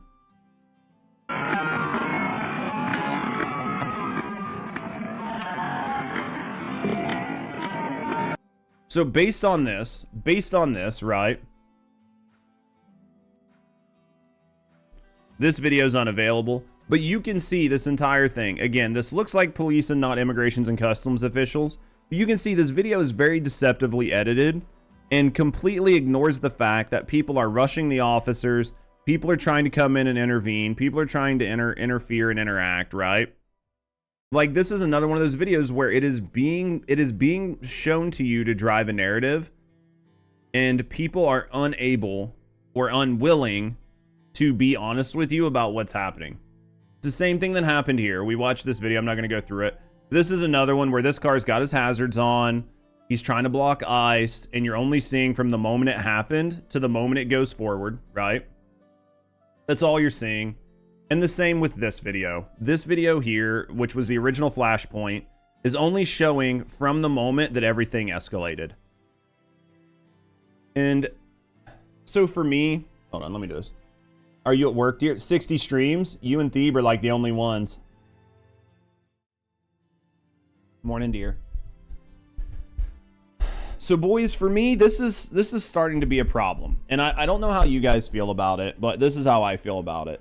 I am getting so tired of waking up and just seeing that everybody online is trying to drive a narrative and everybody is lying to you. And the worst part is, it does seem to be working to some degree. Or thank you for the 60 stream watch streak as well, man. So there's like 3 of you guys. Thank you guys for the support. Or I appreciate you. Huggy's got a 60. God damn. Okay, maybe there's a couple people that don't miss a single stream. Maybe there's a couple of you guys out there that don't miss a single stream. That's what I've seen. That's what you've been saying, dude. It's sociopaths everywhere. I'm just sorry, don't say much. I'm not too smart and I don't want to sound like you're stupid. You can say whatever you want, or you're never going to sound stupid, man. You're never going to sound stupid. Not around me. I'm at work for every stream, man. I appreciate you. Hopefully I'm getting you guys through your work day. Boys, I'm just so tired, man. Like, why is it so acceptable to outright lie and try to deceive people? And why are so many people falling for it? Why does nobody take the 3 seconds to think critically? Why does nobody look at a video and go, does this challenge or align with my viewpoint on the world? And then, am I seeing the whole picture? We talked about this earlier. We talked about this earlier during the video. At the end of the day, acknowledging that something challenges your viewpoint does not make your viewpoint weaker. It allows you to approach that argument from a solid foundation and a solid footing.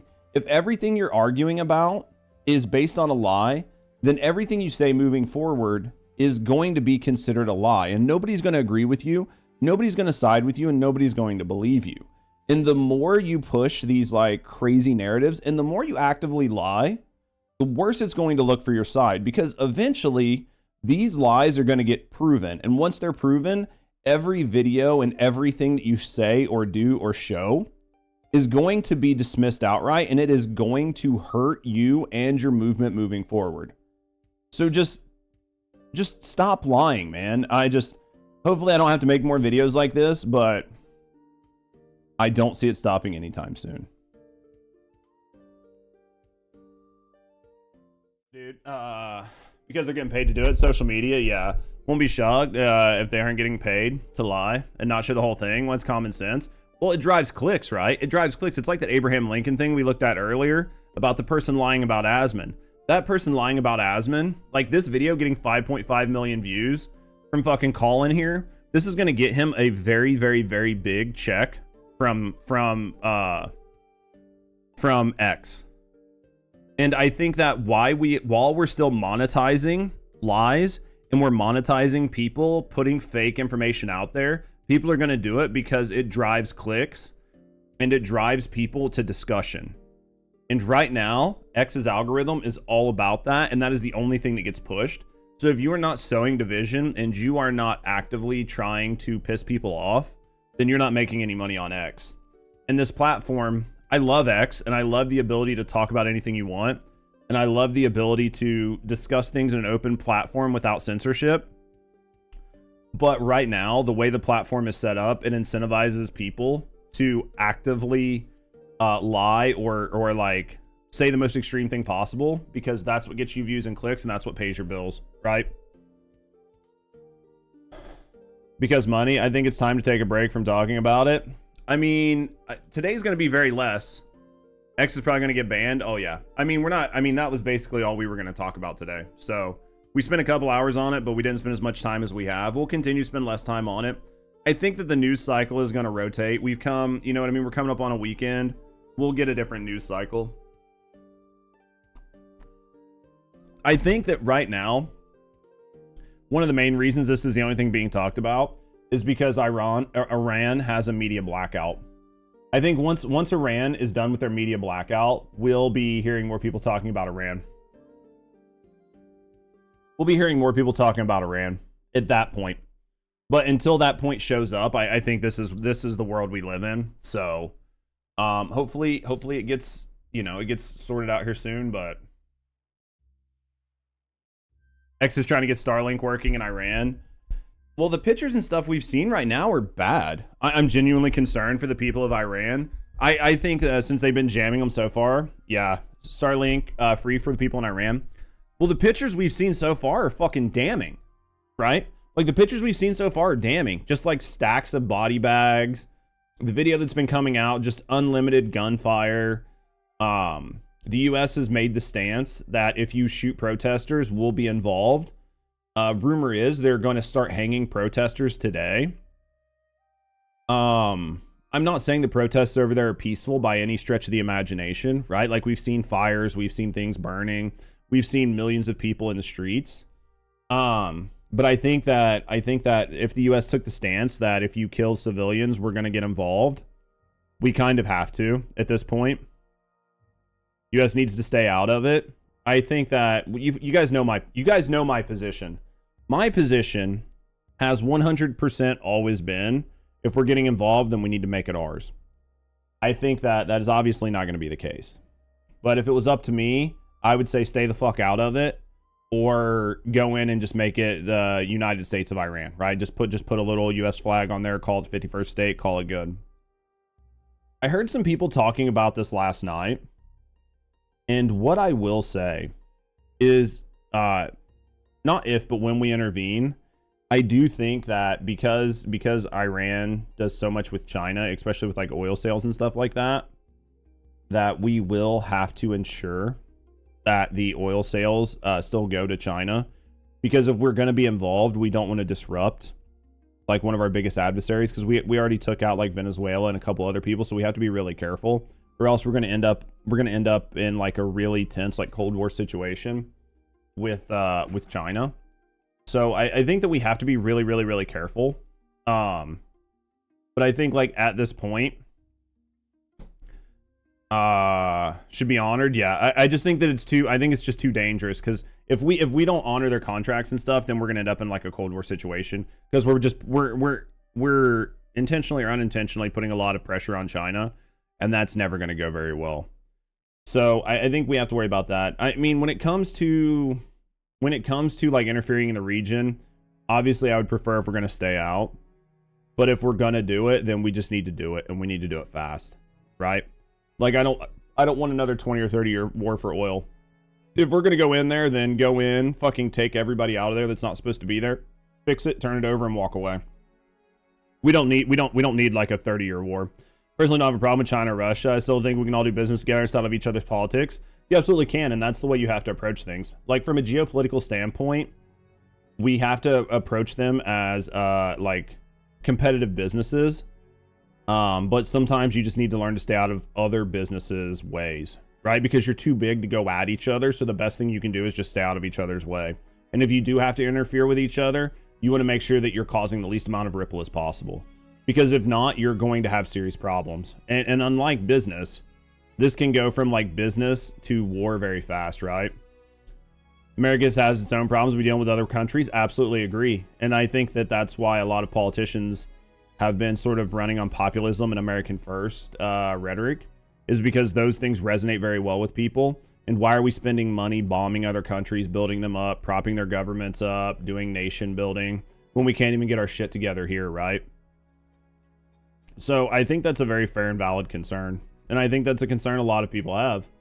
So I think that's where we're at. We'll just have to wait and see what happens. But I think that right now, unfortunately, because the president outright said, if this is the situation that we're in though, Night Owl. If the United States president says, if you kill protesters, you're gonna have a bad day. Because that was said, you have to act. You can't make idle threats like that on the world stage. Do I wish he wouldn't have said it? Do I wish it would have been different? Yeah, absolutely. But the problem is it's said. So you can't, like, I feel like there's like a situation where you can't walk around just like waving a big stick and be afraid to swing it. I think if you're gonna wave the stick, you have to be ready to swing it. I don't agree with it being swung, but you can't say that. Shouldn't have said the thing in the first place? Absolutely, but now it's out in the air, I can't take it back, right?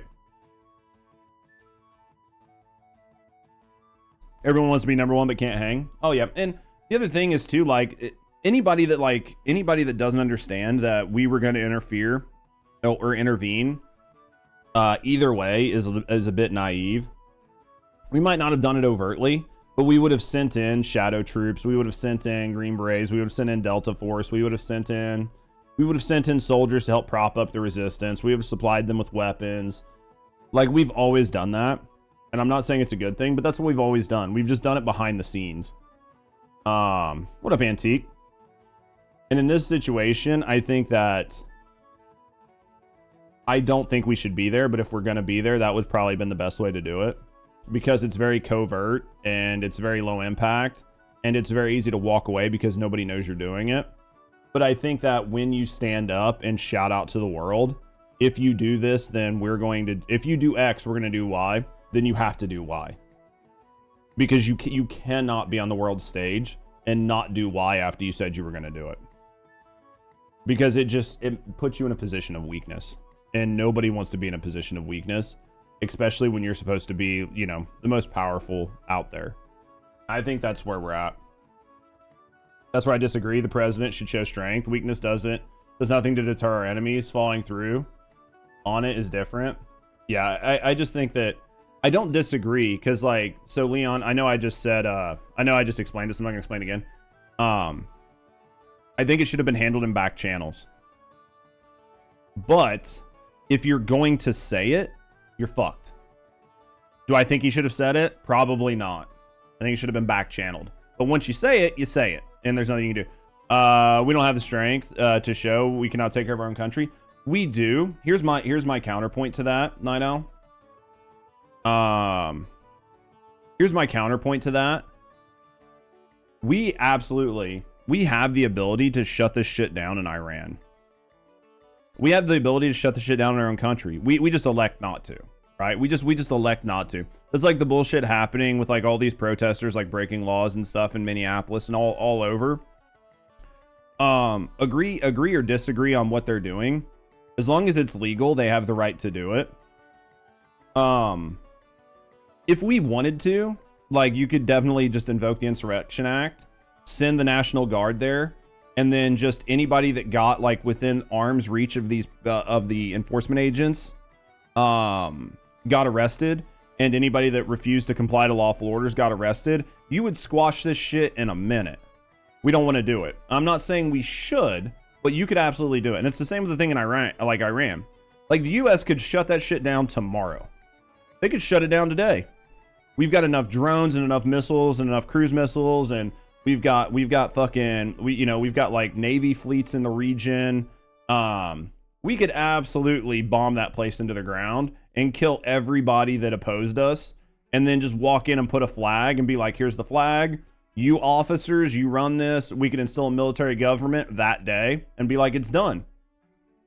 These people are in charge. We'll help them hold the election. If you come in here starting any bullshit, we'll just shoot you. We absolutely do it. We could absolutely do it. We won't. And I'm not saying we should. But we could absolutely shut shit down if we want. We just elect not to. Can you explain it again? I didn't understand. Sonic, you just hit triangle to reload the gun. That's all you have to do.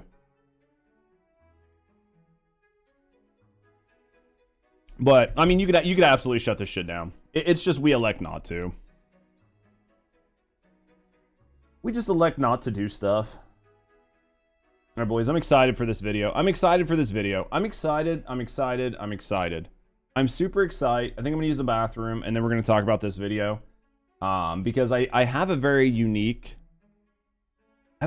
perspective, but I have to be very careful in what I say. I have to be very careful in what I say, because I cannot say anything that could get me in trouble legally, right? So I will give my perspective, and then we'll go from there. So give me a second, guys. I will be right back.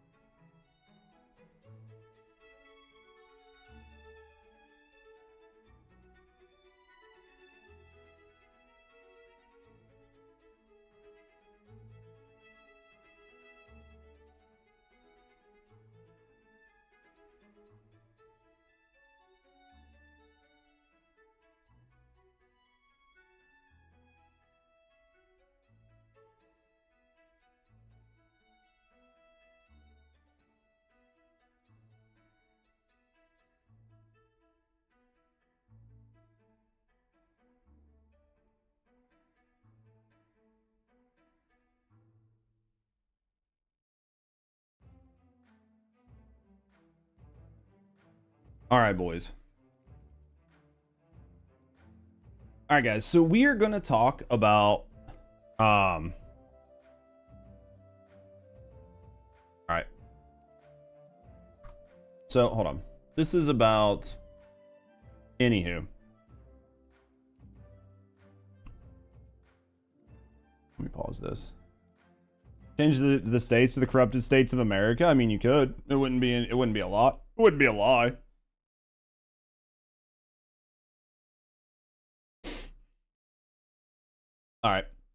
All right, guys. So we're going to talk about this new scam that popped up. All right, guys. So we're going to talk about this new scam that popped up online that seemed to affect a lot of people who were tied to Mythic talent. There were quite a few large content creators that talked about it, and Charlie was one of the biggest. So I'm going to let Charlie kind of break things down, and I am going to jump in and try to explain things the best I can, because I used to work in a very large talent agency. So, yeah, I used to be a sales rep at Mythic. So I'm going to kind of just give my views on this, and I'm going to do everything I can to obviously not divulge anything or say anything or slander anyone or anything that could get me sued. But I am going to kind of explain what I see and how I think things could have transpired to create the situation that everybody found themselves in, and to sort of explain, in my view, what I think could have possibly happened to create this controversy. DM it to you, I'll say it. Yeah, I've seen quite a bit on this. I've seen quite a bit on this, but I'm just going to let these guys talk about it. So, and then we'll go from there. It was a long time ago. If you think I look tired, I was sleepy once. It was a long time ago. If you think I look tired, well, you better get your eyes checked, Buster. That's a certified WebMD diagnosable moment right there that something has gone awry with your peepers. Could a sleepy man do this? Checkmate. Point is, in my endless battle against insomnia, I happen to have stumbled across something interesting again this evening, and it pertains to last night's video about the... Charlie's such an idiot, man. Like, he's just like the dumb guy that you would love to hang out with, right? You're just like, he's just such a fucking weirdo, and it makes him so relatable. $20 million reality TV show, Twitch streamer, fan, production, extravaganza, mansion, titties, beer, rock and roll, whatever else it was pitching itself as, called the $1 Million Fan Show. Well, I speculated that it was a big scam, and a lot of Twitch streamers had been publicly put on the website. Some had even made announcements about their endorsement of the $1 Million Fan Show. So, really quick, bro talks too fast, he needs to slow it down. Unfortunately, you have to talk fast. I talk fast too because it's the internet, and if you talk slow, nobody listens to you. So when it comes to this kind of thing, and a bunch of streamers talking about it, putting information out there, a lot of those types of things are negotiated between agencies and brands as part of the deal, or as part of like the honeypot, right? So we're going to do this, we're going to do this deal, we've got this many talents, we're going to involve 50, 100 talents, we'll get them all to make tweets, we'll get them to talk about it on their social media, we'll build up hype. It's part of the package, right? You're going to pay us however many millions of dollars to do this, or how many hundreds of thousands. We'll give you discounts, we'll give you price breaks, we'll include this, we'll include this. That is how you would have content creators out there already talking about it, and some content creators like actively promoting it ahead of time. And normally it's going to be your larger creators, because they're the ones with the bigger audiences, and you're trying to use those audiences, or you're trying to bring those audiences into the fold, right?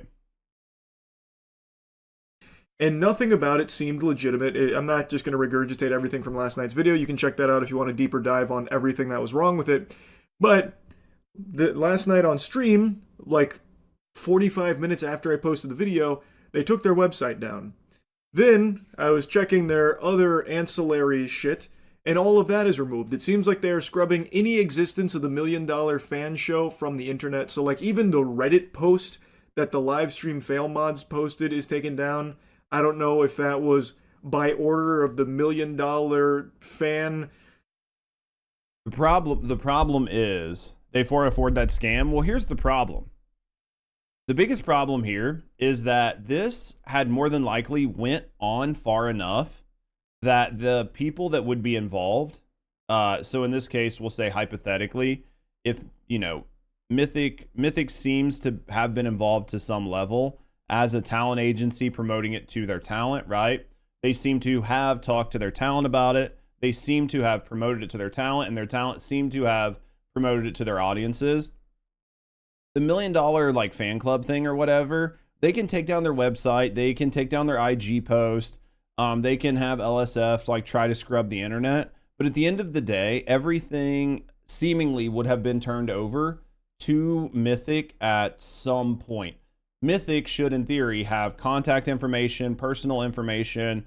They should have bank account information for where they would, in theory, be being paid from. All of this information should be in somebody's hands and very easy to be audited. Or if this was like in theory, if this was like an actual legal scam, you could subpoena it, right? So chances are it probably doesn't go that deep because seemingly, you know, whatever product they were pitching didn't go through. It was never done. So unless there was some type of money it received from other people to the $1 million company or whatever, I mean, seemingly there's nothing that's been done wrong yet. It's just, it looks like they were caught with their hand in their cookie jar, right? Illuminati, or if the mods that had signed an agreement with them had a come to Jesus moment that they may have been misled, so they decided to take it down. But apparently they also removed like their Discord and their socials, which is a huge blow, by the way, because the $1 Million Fan Show had like 5 Instagram followers, so really playing a sad song on the world's smallest violin now that 5 Instagram followers have been cast into oblivion, banished to the Shadow Realm. I feel like that's pretty strong evidence for my game theory that it was all a big load of hullabaloo, a bunch of hooey. I mean, at this point, with the wholesale destruction of what looks like the production, it doesn't bode well for it to have been something above bar, right? Like, based on what Charlie's showing here, it looks pretty damning. I don't think a legitimate company that's putting together a $20 million grand prize reality show that is also a television program that is also employing some of the highest level production staff imaginable for a once-in-a-lifetime unforgettable experience for streamer fans. Also, their About Us section had all the telltale signs of just being AI generated, where literally every section ended with triplets where it was, you know, it's not this, it's this. Performance, power, mentality. Mentality, tits, mentality. Like, it's just like, it was very clearly AI generated. The fucking first thing you see on their website is an AI generated image of a mansion. The whole thing just reeked of scam. I don't think, I do see what Charlie's saying here, and I think it's very funny. And I do think that these are telltale signs of AI, but I don't think using AI obviously instantly disbars you or makes you uncreditable. But I can see what he's saying, right? Because they had a bunch of investors lined up but didn't get the attention they thought, so the investors pulled out. Maybe. Like, I will explain what I think happened, but I will explain what I think happened from the agency side and the way that I think that things manifested and how an opportunity like this could have got through, right? Like, unfortunately, I can't say too much on how I think the business side was done or where I think the business itself would have been, like, fake. I mean, but I can explain how I think this, how I think this got through and how I think it got to the level it got to. And now everything has been deleted, presumably by them. I don't think, you know, some governing body came in to, you know, wipe them out. I think this is them trying to cover their own ass, so that way there isn't some kind of legal action taken against them. Yeah, because right now, as long as no money really changed hands, like nobody was defrauded, then in theory, there's not really an opening for a legal issue, right? If it was like a promise to do whatever, and then nothing happened and no money was really changed hands other than the company paying the agency for some posts, but like no viewers were harmed, nobody was scammed out of money, nobody paid a bunch of money, or nobody invested a lot of money to get the show up and running, and then, you know, the team just ran off with their money, then yeah. Because from what I've read, there were actually some members of some streamer communities that put money into the $1 Million Fan Show. They bought emote packages. I read a report on someone that claims to have spent a couple $100 doing so. That doesn't look good. So I imagine there was a handful of people that did legitimately lose money on this. Now, of course, you have to take those claims with a grain of salt because there's no real evidence to back it up, especially now that everything is deleted. There's nothing to prove that. But I'm inclined to believe those statements from them because these streamers are, you know, to a lot of people, a trustworthy source. And if they're endorsing something and they say that there's a chance that they can win $20 million or whatever the fuck through like signing up for it, they will do so. And when you go to the website and do their free sign up, they're very heavily pushing you to do the monetized sign up for unlimited entries by giving them money. I mean, you could clearly see how this should trigger red flags, right? You could see how this could trigger some pretty serious red flags if you put it under any scrutiny. So I bet a lot of them were baited into doing that. Now, as I said in the last video, and to Charlie's point, I mean, if a content creator tells you something, you're going to assume it's real. Okay, I'm going to give you one piece of anecdotal information, and I'm not going to explain everything, but I'm going to give you one piece of anecdotal evidence, okay? I used to work for a talent agency. And while I worked for that talent agency, there were a lot of companies that would reach out that would try to get content creators to promote or endorse their website. And their websites were like Primo Gem resellers, or they were premium currency resellers for major gacha games. Problem is, almost every major gacha game, either one, does not allow currency resale whatsoever. You buy it from them, and that is the only place you buy it. Or two, if they do, there is like one licensed website that has a license from the developer or from the publisher that says they are physically allowed to sell or resell premium currency.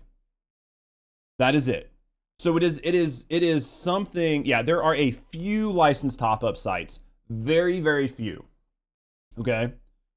I would have companies reach out by the dozens, wanting the biggest gacha streamers in the world to go and promote their websites. But I did not send those deals through instantly. And the reason I didn't was because I knew that there's a very good chance this was against TOS. So I would have to take my time and sit down and look up each one of these individual companies, and then I would have to see if the gacha games listed them as an official reseller. And then if it didn't, then I would reach out to the company and say, hey, I can't find anything that shows you're an official reseller. Can you send me some contracts or something showing that you can do this? And then they would send me some like crazy PDFs, stuff that made no sense. They would say, basically their source was always just, trust me, bro, it's above bar. And I would never, ever send those deals through. But I had seen other people send those exact deals through. And then I would reach out and say, hey, you need to pull that deal. And you need to pull that deal because X, Y, and Z. And I would prove it. And they would go, holy shit, I didn't notice that. And they would pull the deal, right? And it was like a tribe trying to protect the talent. And it took a lot of people to try to do that, because every once in a while, when you're dealing with tens of thousands of deals and you're dealing with hundreds or thousands of talents, it is very easy to miss small things. So that's why you separate things out and you piecemeal it out to where everybody has like a certain thing that they watch over. But it goes to and the thing is, these companies want the talents, these major talents, to promote them, because then that makes their website or their service or whatever look authentic. It is a whole scam and a whole racket. So this absolutely does happen, and it does work. And that is why these companies reach out to do that. And you have to do your due diligence as a member of a sales team at a talent agency. You have to do your due diligence to ensure you're not putting your talents at risk, because it is not something you want to do.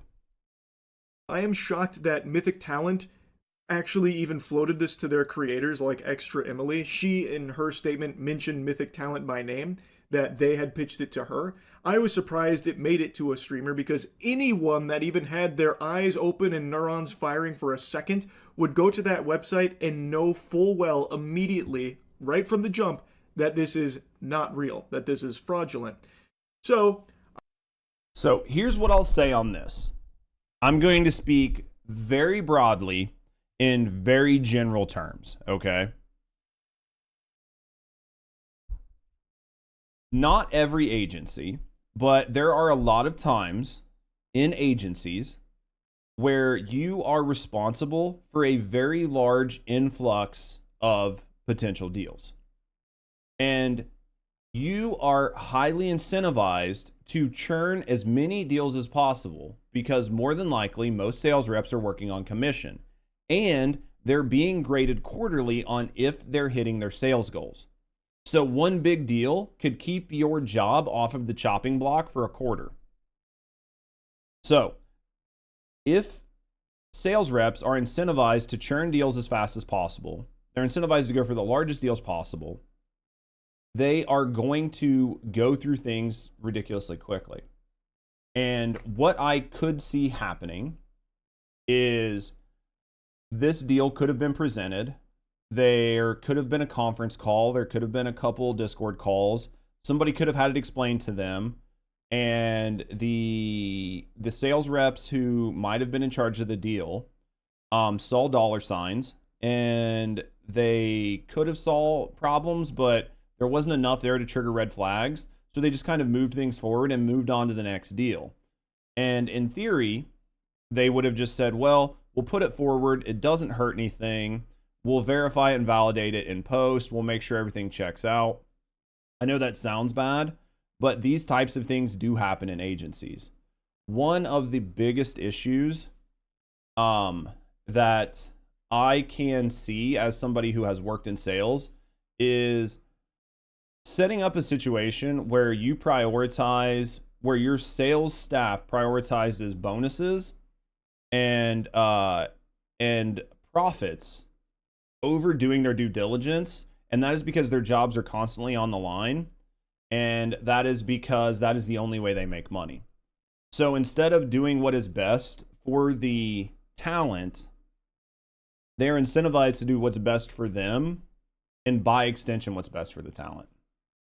I did a little digging, and I was able to get in contact with an agent, not at Mythic, but at another agency that did have this exact same thing come across their desk for their streamer clients as something to pitch to them.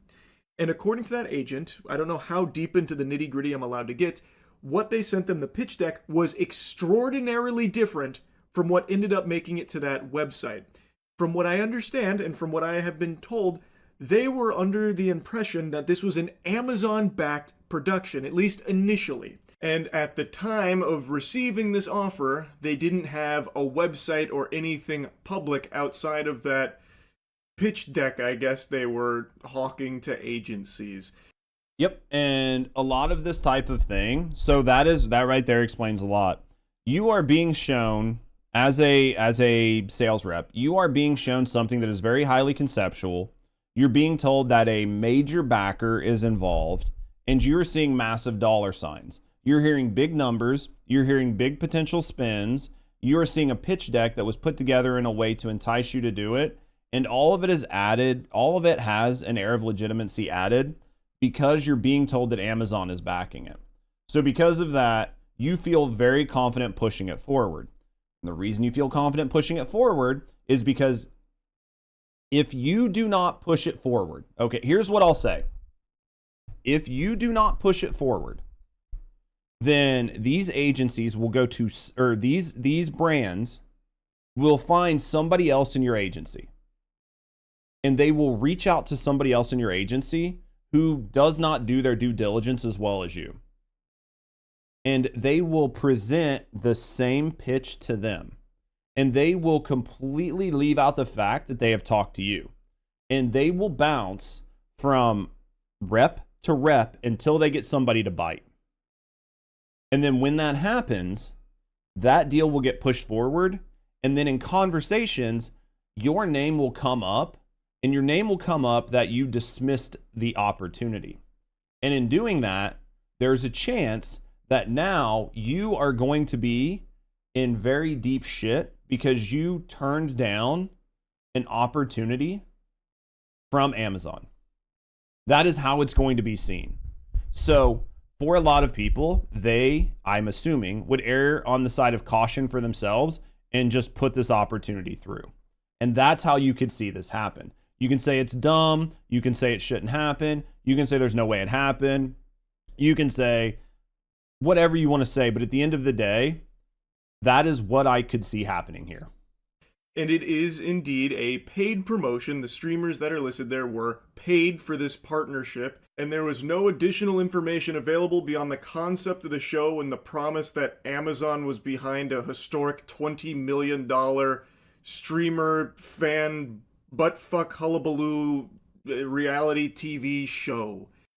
The V Shoujo owner's trying to get some monies. Maybe, I don't know. I don't know who pitched it. But you have to think about it this way. Most agencies take a 20% cut, right? Most agencies take a 20% cut of all deals. So, most agencies take a 20% cut. So if this is a $20 million deal, right? And this is a $20 million spend. We'll say a $20 million spend.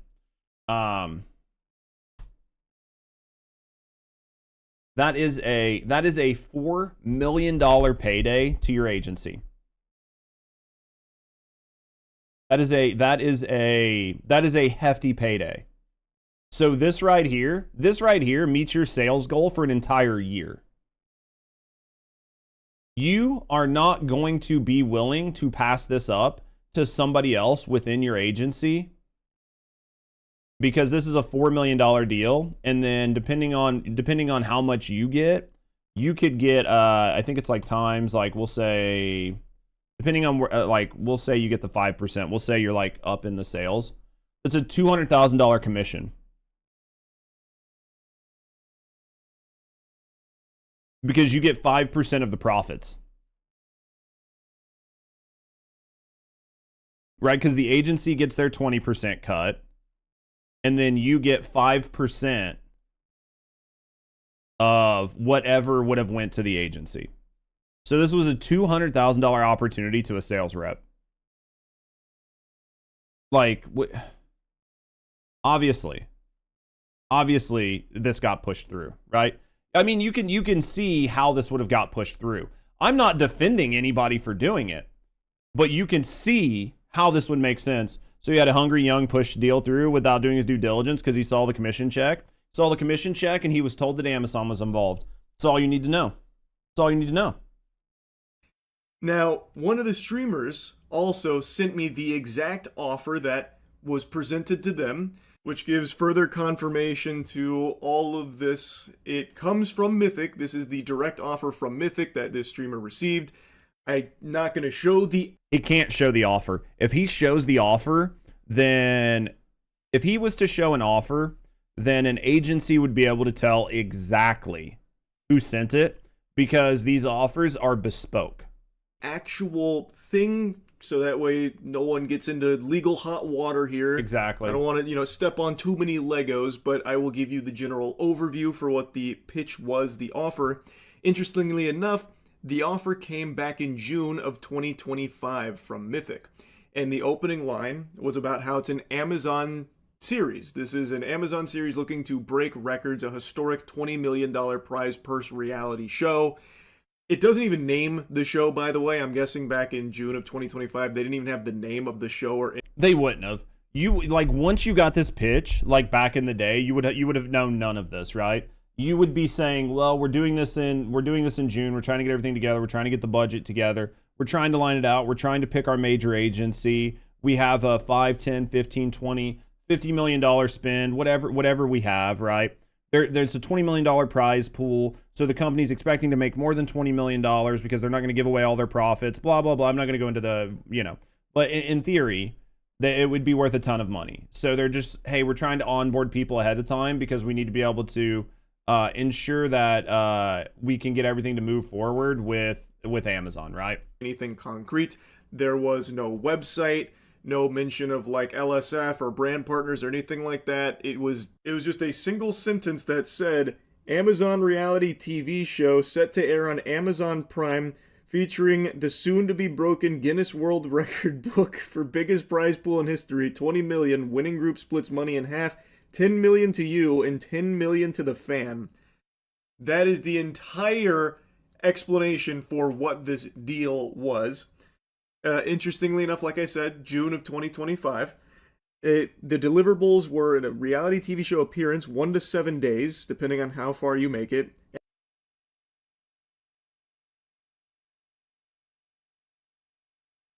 I wish I could pull up my old spreadsheets. If I could pull up my old spreadsheets, you would understand just how insane this is. You would understand how insane this is. Because, like, oh man. Because if it's like a streamer, you basically have to take, let me grab my calculator. So we'll say this is a streamer for like all intents and purposes. We'll say that the reality show films 8 hours a day, right? And we'll say the streamer is like a 4,000 CCV streamer. Okay, we're gonna give you a huge break. We're gonna give you a huge price break on the daily rate of these streamers, right? So what we're gonna say is, because we would have to you would have to stagger this and say, well, if it's only 1 day, then their rate is worth this. If they're there for 5 days, their rate is this. So we'll just say it's a 4,000 CCV streamer. They make it 7 days. You give them a massive price break, right? And you multiply it by 5 instead of, instead of like 1.5 per hour, right? You're gonna do 5 hours and they're gonna work like 7 or 8, right? You would be paying this particular streamer $20,000 a day for appearing on camera. The problem is, outside of that, there's a 24-hour period here where they're still in the house, they're still whatever, they're still in the hotel. So this number could go even higher. And then you would multiply that by 7 days. This one streamer, just for appearing on camera, you would probably want to charge around 140. Discount that down to like 120 to try to seal the deal. So now you have $120,000, right? So now this one streamer is worth $120,000. Then you have to factor in their flight, their travel, their accommodations, and anything else, plus social media posts, brand damage, brand loss. You'd be talking about an insane amount of money just to get one specific talent to do this. Then depending on how many talents you're doing, I mean, just the amount of money you would spend per talent is insanely high. Like this is going to wet anybody's whistle and make things look very, very, very appetizing. And a single social post. The initial filming date was November 3rd to November 10th, but guessing, some wires got crossed there, fucking nipple clamps came down, maybe government shutdown, put that on the back burner, so that had to put the kibosh on that and shelve it till, I guess, 2026. Anyway, though, they were offering $3,000 for the streamer involvement here, plus 20% of net ticket sales from your ticket, which the streamer... That's a terrible deal. Well, depending on who the streamer was. It's a terrible deal. $3,000 for your involvement. To put the kibosh on that and shelve it till, I guess, 2026.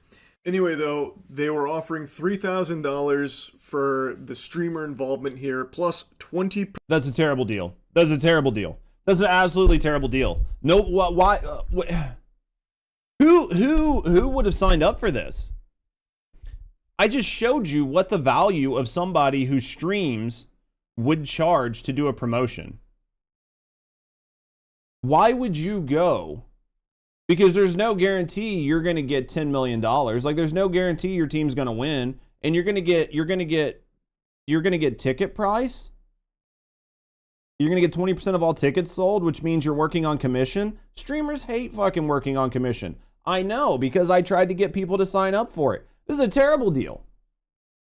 In my view, let me make sure I say that. In my view, this is a terrible deal. In my view, it's an absolutely terrible deal. Because in order for that to work, you would have had to have been like a few hundred viewer streamer, right? You'd had to have been tiny. Yeah, and maybe for a tiny streamer it would have made sense, but I don't know, boys. This is reality like 7K. Starts like 7K per day. It's not that better. What do you mean? You wouldn't take $3,000 for your entire involvement for 7 days.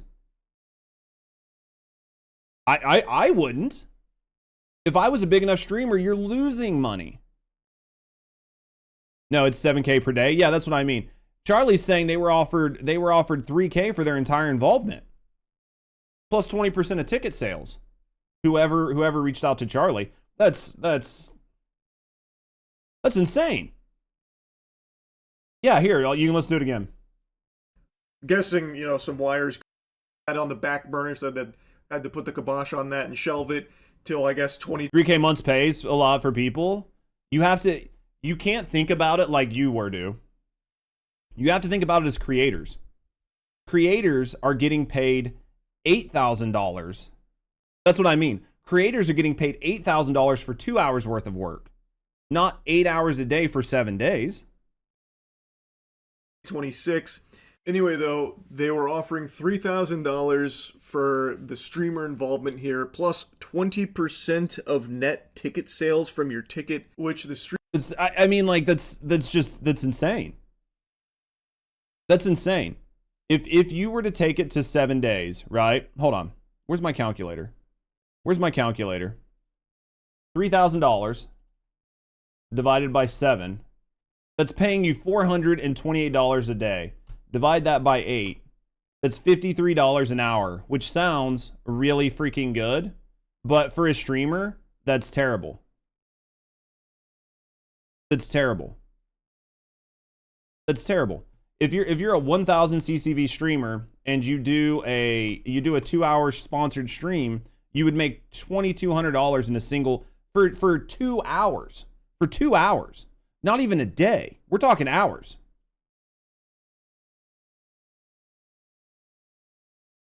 And you're gonna make $428 for 8 hours worth of work. Like $53 an hour.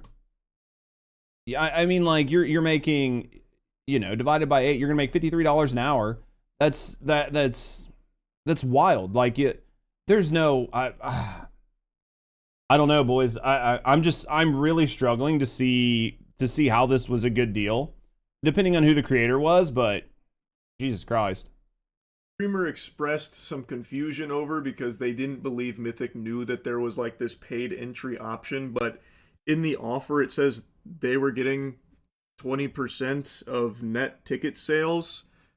When you go, well, knowing now, you know, hindsight's 2020, but like going to the website that existed, when you would sign up through a streamer portal, you were paying for those entries if you wanted to extend beyond just the free submission. So I'm thinking that the idea from this offer was that when someone, a fan of the streamer, did a paid entry through their portal, they would get a portion of that. So like I feel like Mythic would have had to have known that there was some kind of like paid component to the fans, but I mean it's a pure commission. The way you would pitch that is $3,000 plus commission.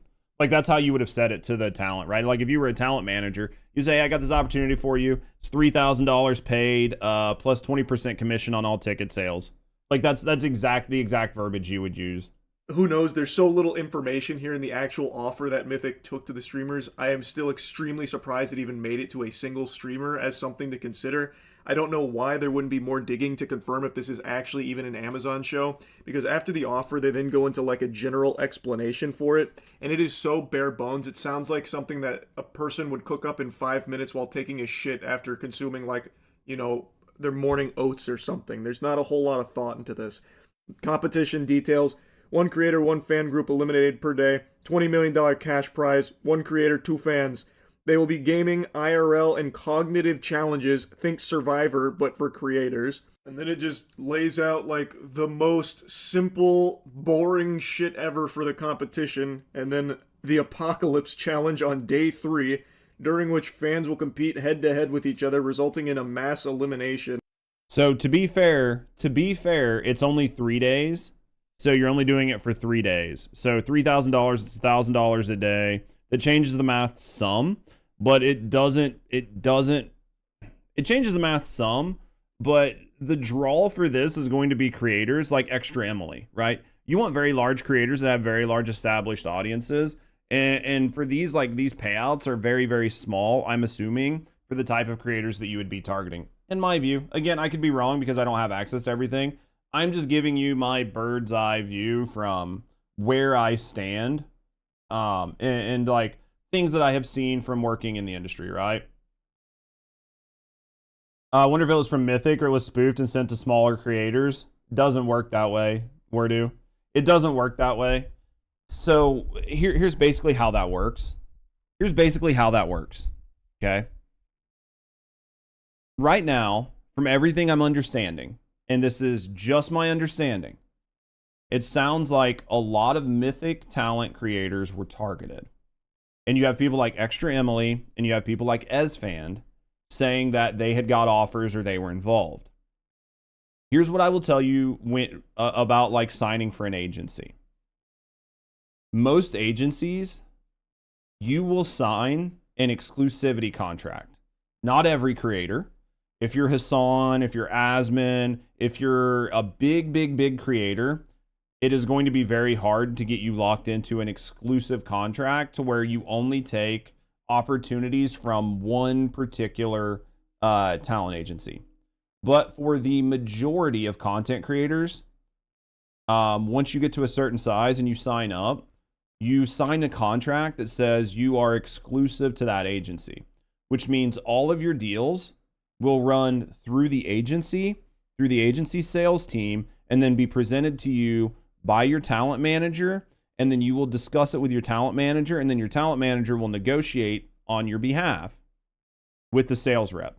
And the goal there is that you, as the talent, don't have to do anything. You just say yes or no, you explain why or why not, and then somebody else does it. That's why you pay your 20% or 30%, 10%, whatever you've negotiated, right?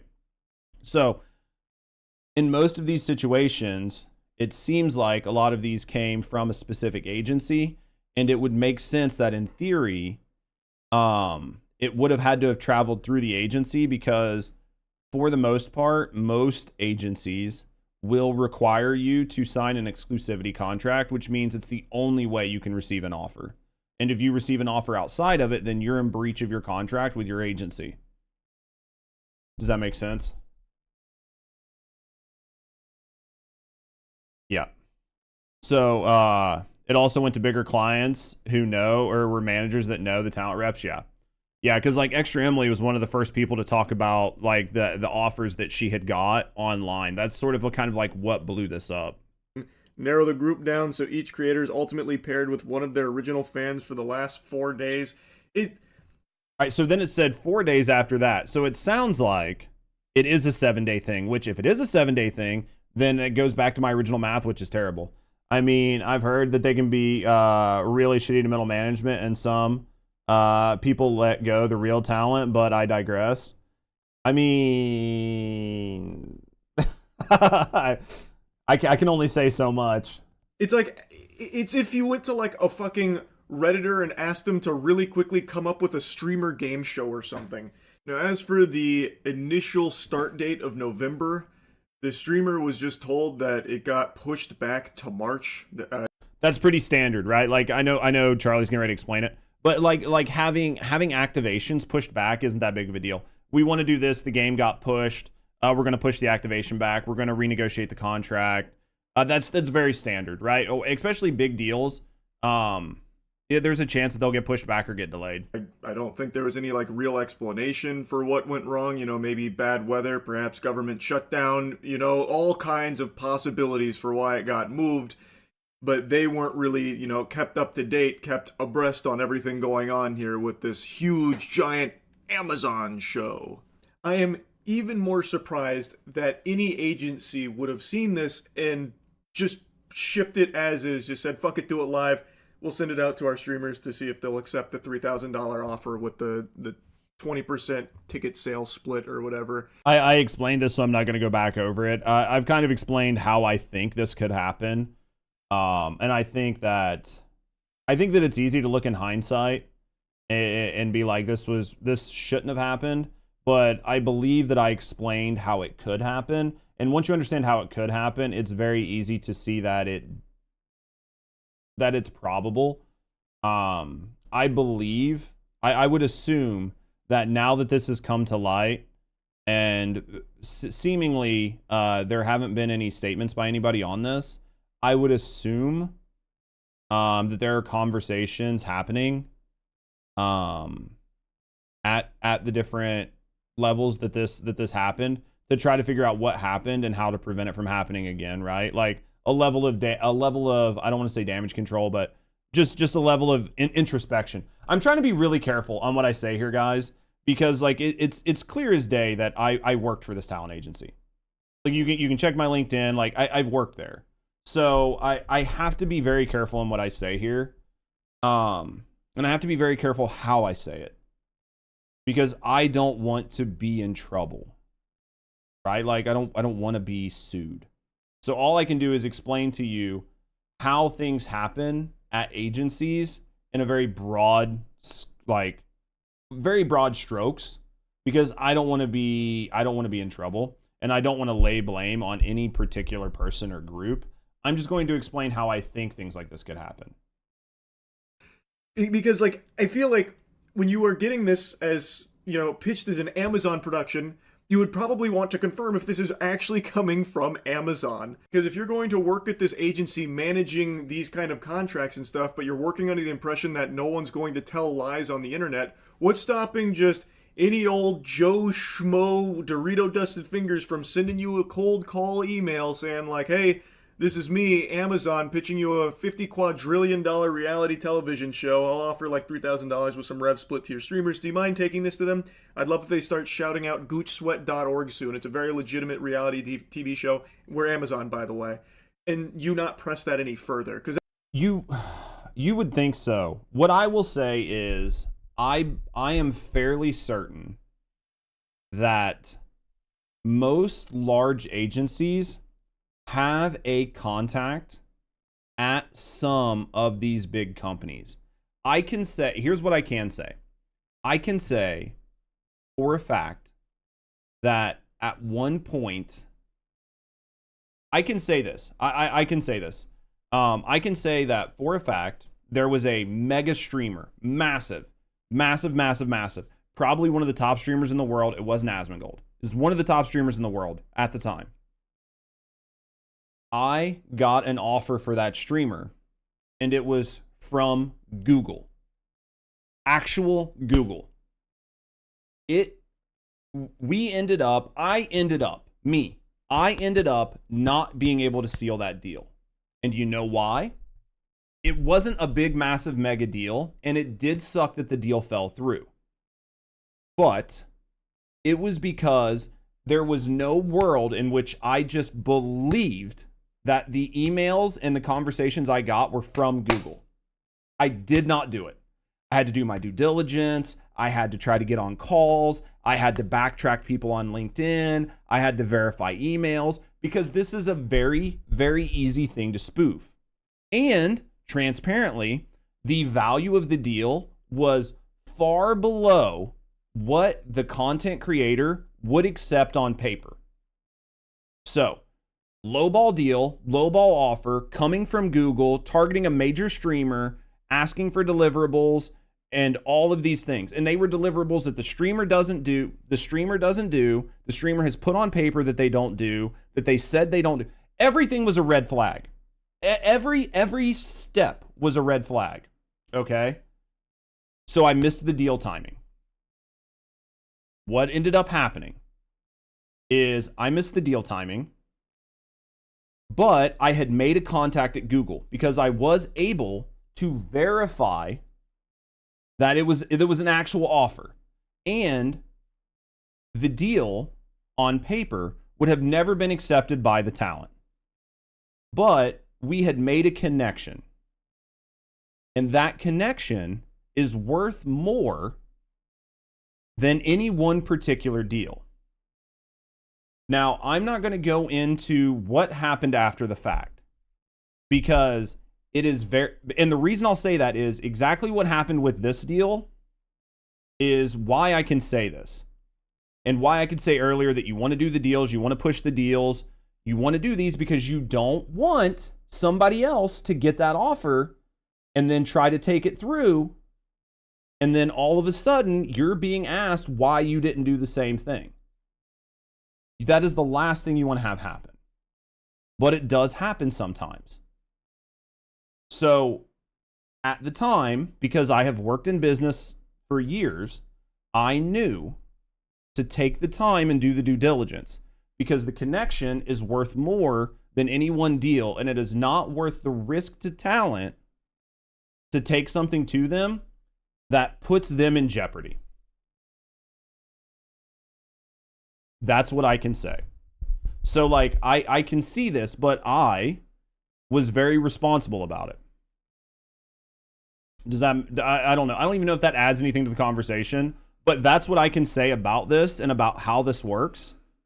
And that these types of deals show up all the time. And you, as a responsible member of a sales staff, should take your time to do the due diligence on them. That's what it feels like. Looking at the offer, there is no actual information about like Amazon being. Oh, yeah, but the whole part of that was that you, as a large agency, will and should have contacts that you can discuss and verify large offers came through.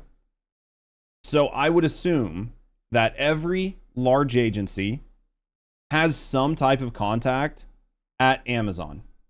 Some type of contact. And that you could, in theory, double check to ensure that deals are actually legitimate, right? I would assume that every agency has that ability. And it seems like Moist Critical is, it seems like Charlie is inferring the same thing, which is, how could a large agency not verify the authenticity of the deal? Behind this. And since this was back in June of 2025, I can understand the absence of a website a little bit more back there, because if this is like an Amazon show, they're probably not going to make the website first and foremost because they don't want to like spoil it or anything. Like, I can kind of understand that. So streamers being left in the dark on, you know, like a website that they can access. Like this website, it didn't exist according to the streamer. It just recently popped up, which according to Whois, that does appear to be the case. Even though the domain had been registered for a while, it was updated in like late December. So that's probably when it actually went live, which is when anyone could go on there and see how fraudulent it was with just a single fucking glance. So I do now understand that there were streamers that literally couldn't look up this show because the offer doesn't even have the name of the show and the website didn't exist. I'm going to be honest, as a streamer, that's what you pay your agency for.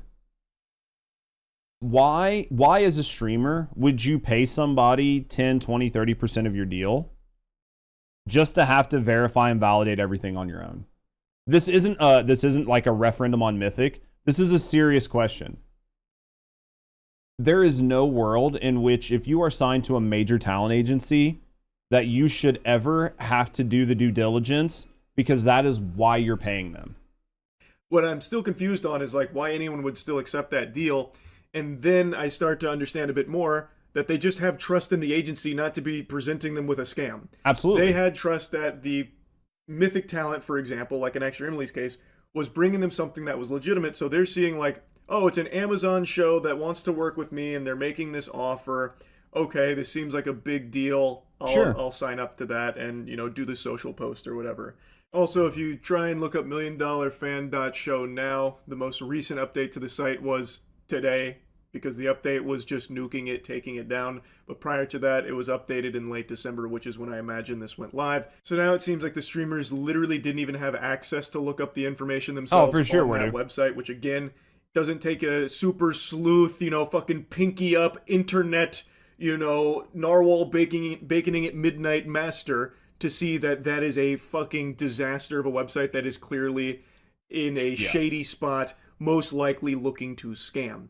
The streamers didn't know that site was there because the deal was all the way back in June.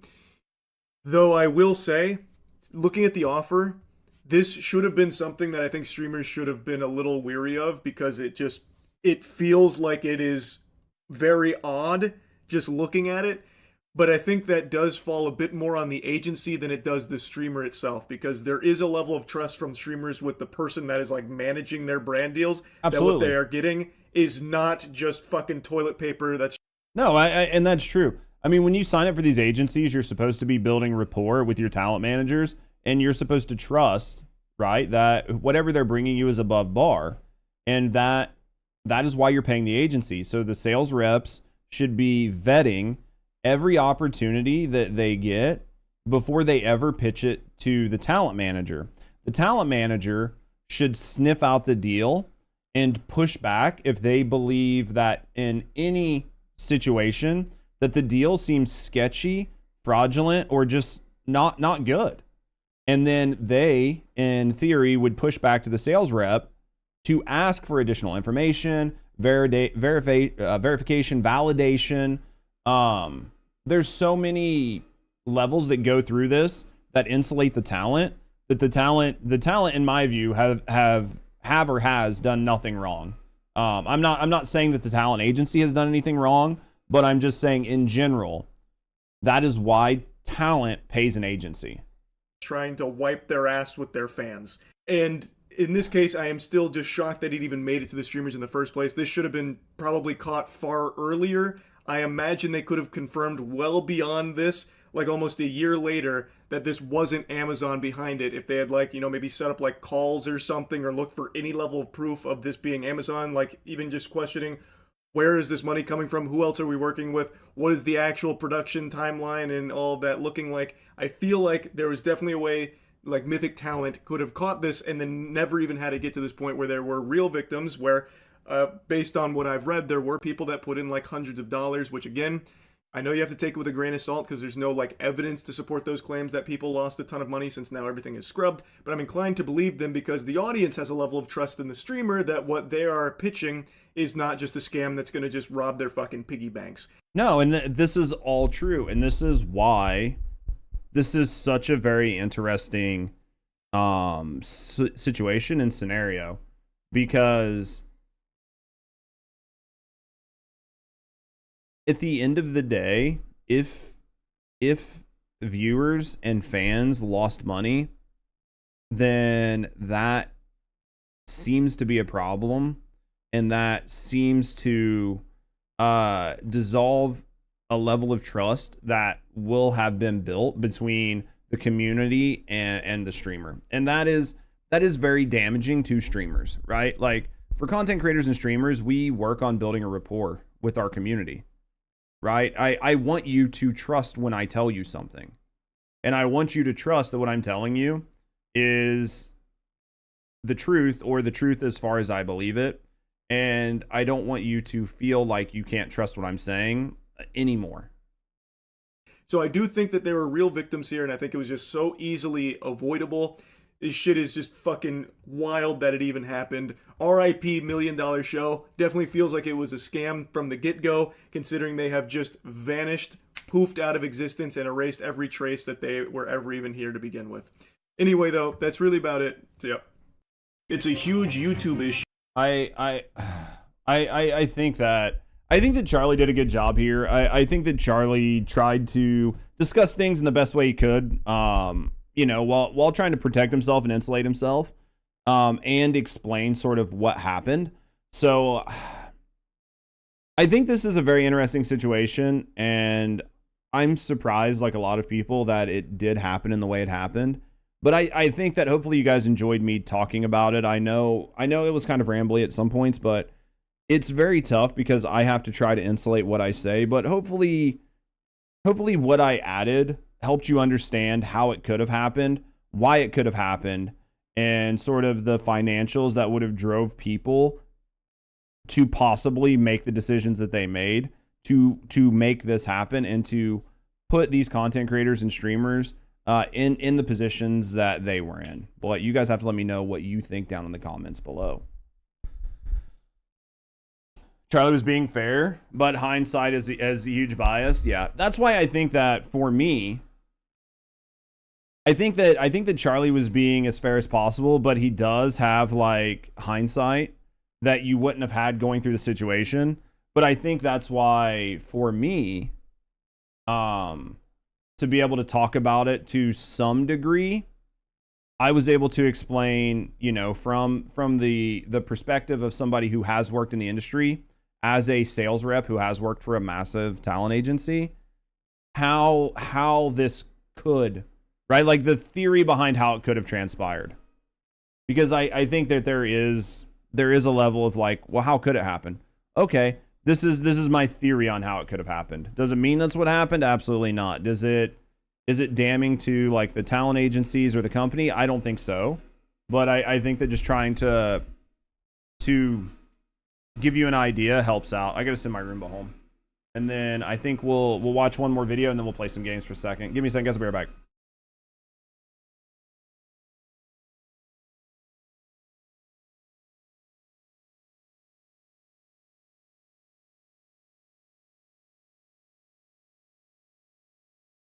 Let me go get a drink too. I don't have a drink in here.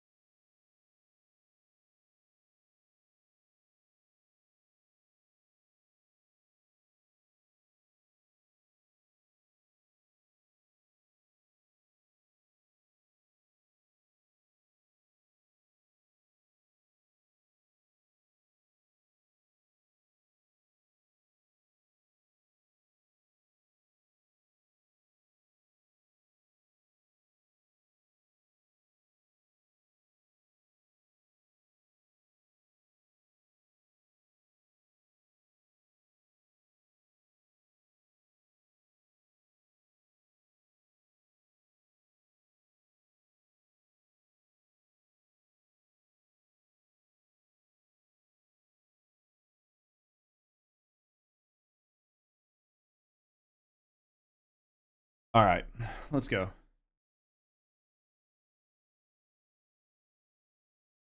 No, this isn't that one. This is the YouTube algorithm changing.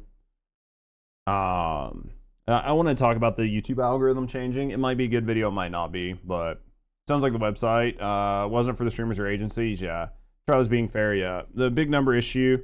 It's a big number issue, really. Think of the tens of thousands of bad deals that talents never see.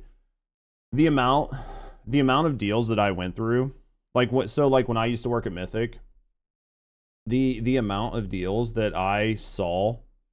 Oh yeah, that's Ludwig. Yeah, that's Ludwig for sure. The amount of deals that I saw when I was at Mythic, because I was inbound sales and I just had to go through emails, and like basically tons and tons and tons of emails were routed to me every day. So I would churn through 300 to 500, 600 emails a day. Plus I had 20 Discord servers that I was responsible for. Most of them weren't giving me deals, but I still had to like try to respond, try to answer.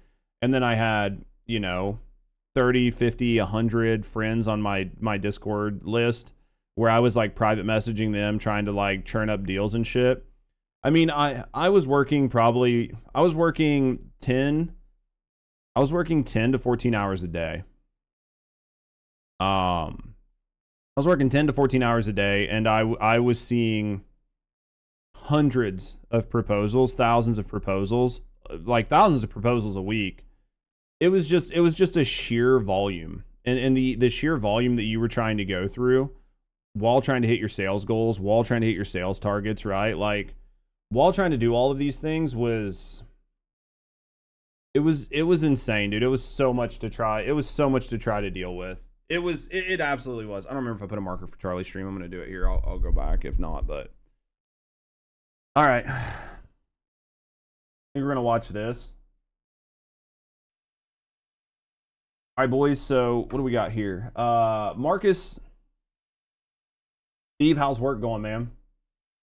All right, boys. So Marcus put out a new video talking about how the YouTube algorithm has changed. And if you have been making content at all on YouTube, then you know this is a really real thing. And basically every content creator, unless you're a mega content creator, is constantly fighting the algorithm. So I'm curious to see what they say has changed, because even from when I started making YouTube videos like a year ago on my other channel to now, I can see a big shift in the algorithm and how content gets pushed, what content gets pushed, when content gets throttled, which what I'll say is throttled is it doesn't get pushed out to as many impressions just because of the subject matter of the content, and how the whole system works. So I'm curious to see what they say here. Issue. The algorithm is not working. The YouTube algorithm has changed. Something's a bit weird on YouTube. YouTube currently has a huge problem on the platform, and it is a problem that is affecting everyone. You're not crazy. YouTube have made some big changes, and I have data from over 500 channels to prove it. And it has. It really has. What videos get pushed, how they get pushed, why they get pushed, when they stop getting pushed, how large of a push they get, and what determines and dictates that between your click-through rate, your average viewer duration, your likes and dislike ratio, your topic, your thumbnail text, the transcripts that are all being read by AI. Seemingly all of these things help YouTube to determine how far your reach is, who can see your content, and how likely you are to get into the algorithm, to be pushed out to a larger audience. Recently, more and more creators have been talking about their views going down for no apparent reason. And this isn't one of those your content sucks, get good situations. My channel was averaging 150k views per video. Now I'm stuck at around 60k a video. Quality is the same, nothing is different. Another comment I saw, I've been doing YouTube for 10 years, almost at 1 million subscribers. And this is the first time in all that time I've noticed a significant sustained drop in views. I used to average 1 to 10k views per video. Now I'm lucky to get 20 views. And they're not alone. Even the biggest creators are suffering. Valio.co shows the top 100 YouTubers combined views went down over 50% in just 1 week. So what's... That's an insane number. You suspect they went AI tools to AI management? Absolutely. And we can show this on our own channel. I can show that videos, depending on their topic, even with like good click-through rates, they might not have the best view duration, but videos with like good click-through rates, solid titles, solid thumbnails, all have a lower initial reach because of the topic and the type of content I'm covering. And I can show other videos that have way worse click-through rates and a similar view times that have like 10x the amount of impressions. It is wild. Caused all this? Did the algorithm change? Is YouTube gonna pull a Vine, or is it something else entirely? Well, contrary to popular belief, after looking at the data, I don't believe these view drops were caused by YouTube restricted mode, AI slop, ad blocker not counting views, or even seasonal trends. Sure, ad block and seasonality did have some effects, but I think I found the two biggest reasons so many creators' views have actually gone down, and feels like nobody's talking about it. So let me explain. Quick context, I work with a lot of creators. Usually they give me access to their channels. And so when I started hearing about creators and even entire niches getting significantly less views, I started exploring the analytics of the 500 plus channels I have access to. Holy crap. I did not realize that this man was that big of a deal, right? That this man was that big of a deal, that he had that much access. That's pretty big, honestly. That is absolutely huge.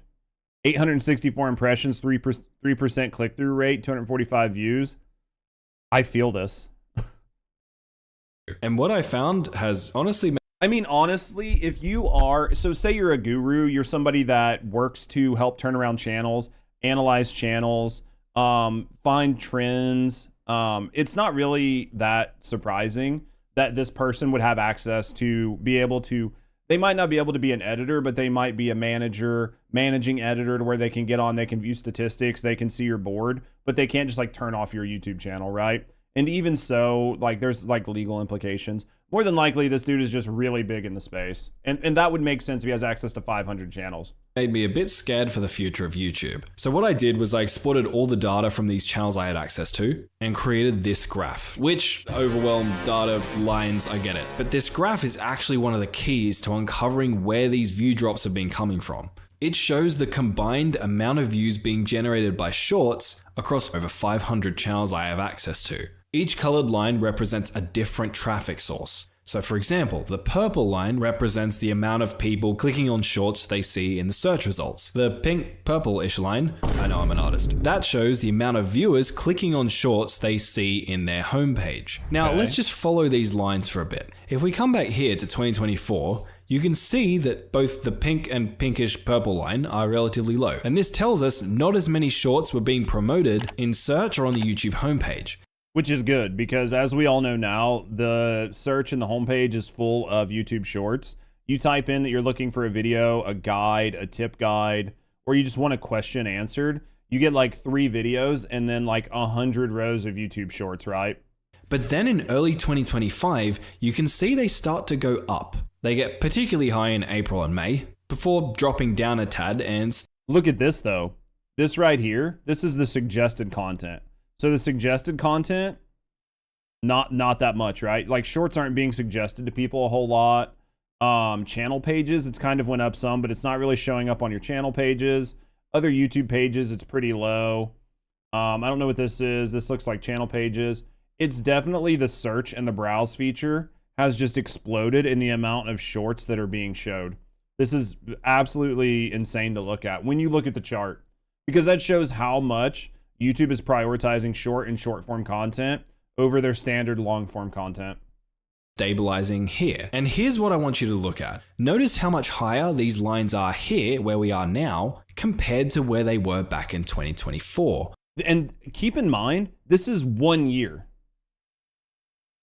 It's hard to see under my head, but for whatever reason, I didn't actually look at the dates, and I just assumed this was like 2014 and that this was a 10-year span. This is within, let's see, November and then November. So this is like 18 months. This is really, really, really a fast escalation. Like, look what happened here in May. It's roughly double, and what this seems to be telling us is YouTube is promoting shorts on viewers' homepages and in search much more than it used to. But what does this have to do with creators' views going down? Well, let's go back in time for a sec. Take a look at this. This is what your typical YouTube homepage looked like back in 2024. I get pages full of shorts on YouTube, but it's so inconsistent. Sometimes it's a lot, sometimes it's fewer, most of the times it's none. That's good that you're getting it most of the times it's none. My page looks terrible. So this is back here when the pink and purple lines were flatter. You can see 2 rows of long form videos with 5 videos per row. So a total of 10 long form videos being... And the important part you have to keep in mind here is that this isn't on his own page. This appears to be a like an incognito tab or a tab that your average viewer who is signed out would see, right? Which is very different than your own page where you have your own cookies, your own likes, your own dislikes. This is what like a new user or an unsigned in user would see. And that is a big difference. Promoted, and then below that we have a row of shorts. Now let's fast forward a bit and see what YouTube looks like around the beginning of 2025. You can see we've gone from 2 rows of 5 long form videos to 2 rows of 3 long form videos. And if we fast forward to the present, this is what the typical YouTube homepage looks like. And that is a big difference. Like, it's really hard to overstate how much of a difference that is, right? Let's go back again. 1, 2, 3, 4, 5, 6, 7, 8, 9. There are 9 videos being shown here above the fold. 9 videos being shown above the fold. There are 6 videos being shown above the fold. There are 3 videos being shown above the fold.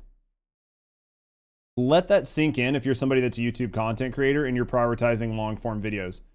You have lost the 66% chance of being discovered because it used to be 9 and now it's 3. I've looked at a bunch of different screenshots from different users in Australia, Asia, US, Europe, and they almost always all seem to have 1 row of 2 to 3 long form videos, and then this grossly obese row of shorts taking up the entire rest of the screen. And this isn't just something that's happening on desktop homepages. If you load up YouTube on your mobile, usually the first thing you'll see is a fat block of shorts taking up your entire screen. And also, when you use YouTube search, the amount of shorts that now show up is staggering. But the thing is, there's only so much space on viewers' screens. happens. So for YouTube to be able to promote these extra shorts, they had to cut back on the amount of long form videos they're promoting to viewers. Now you would think this makes shorts views go up across the board while long form views go down. But from the data I'm seeing, what actually seems to be happening is the overall amount of views being generated by long form videos across the platform isn't really taking a hit, probably because of reduced decision fatigue. But the diversity of where those views are going is. See,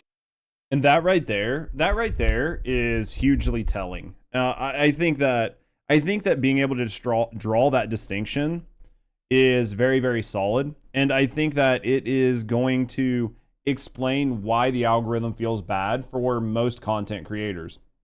And why I think that YouTube itself isn't going to view this as a problem. And they're not going to view it as a problem because they're not seeing a decrease in the amount of views. They're just seeing a decrease in the diversity of the views, which makes them work even harder on their algorithm to ensure that only the highest quality videos are getting pushed. Because at the end of the day, they're still getting 9 views. So those 9 views need to go to the absolute most banger content. And if it's not that content, then it's not getting shown. So if your video doesn't go basically viral, your video is just not going to be shown. And that is what that data shows. Also, annoying polls that you can't block the channel from showing up on your feed. I've seen that too, right, Track? To the YouTube homepage for years, it's almost useless if you subscribe to more than a few channels. Well, the worst part is I'm subscribed to a bunch of channels on my main YouTube or on my second YouTube channel. Almost never do I see videos from them in my suggested. Like, they could put out new videos and they don't even show up in my suggested. It's some other random bullshit viral video that's just something I'm not even interested in. You guys can stop freaking out. I'm here now. What up, Brave?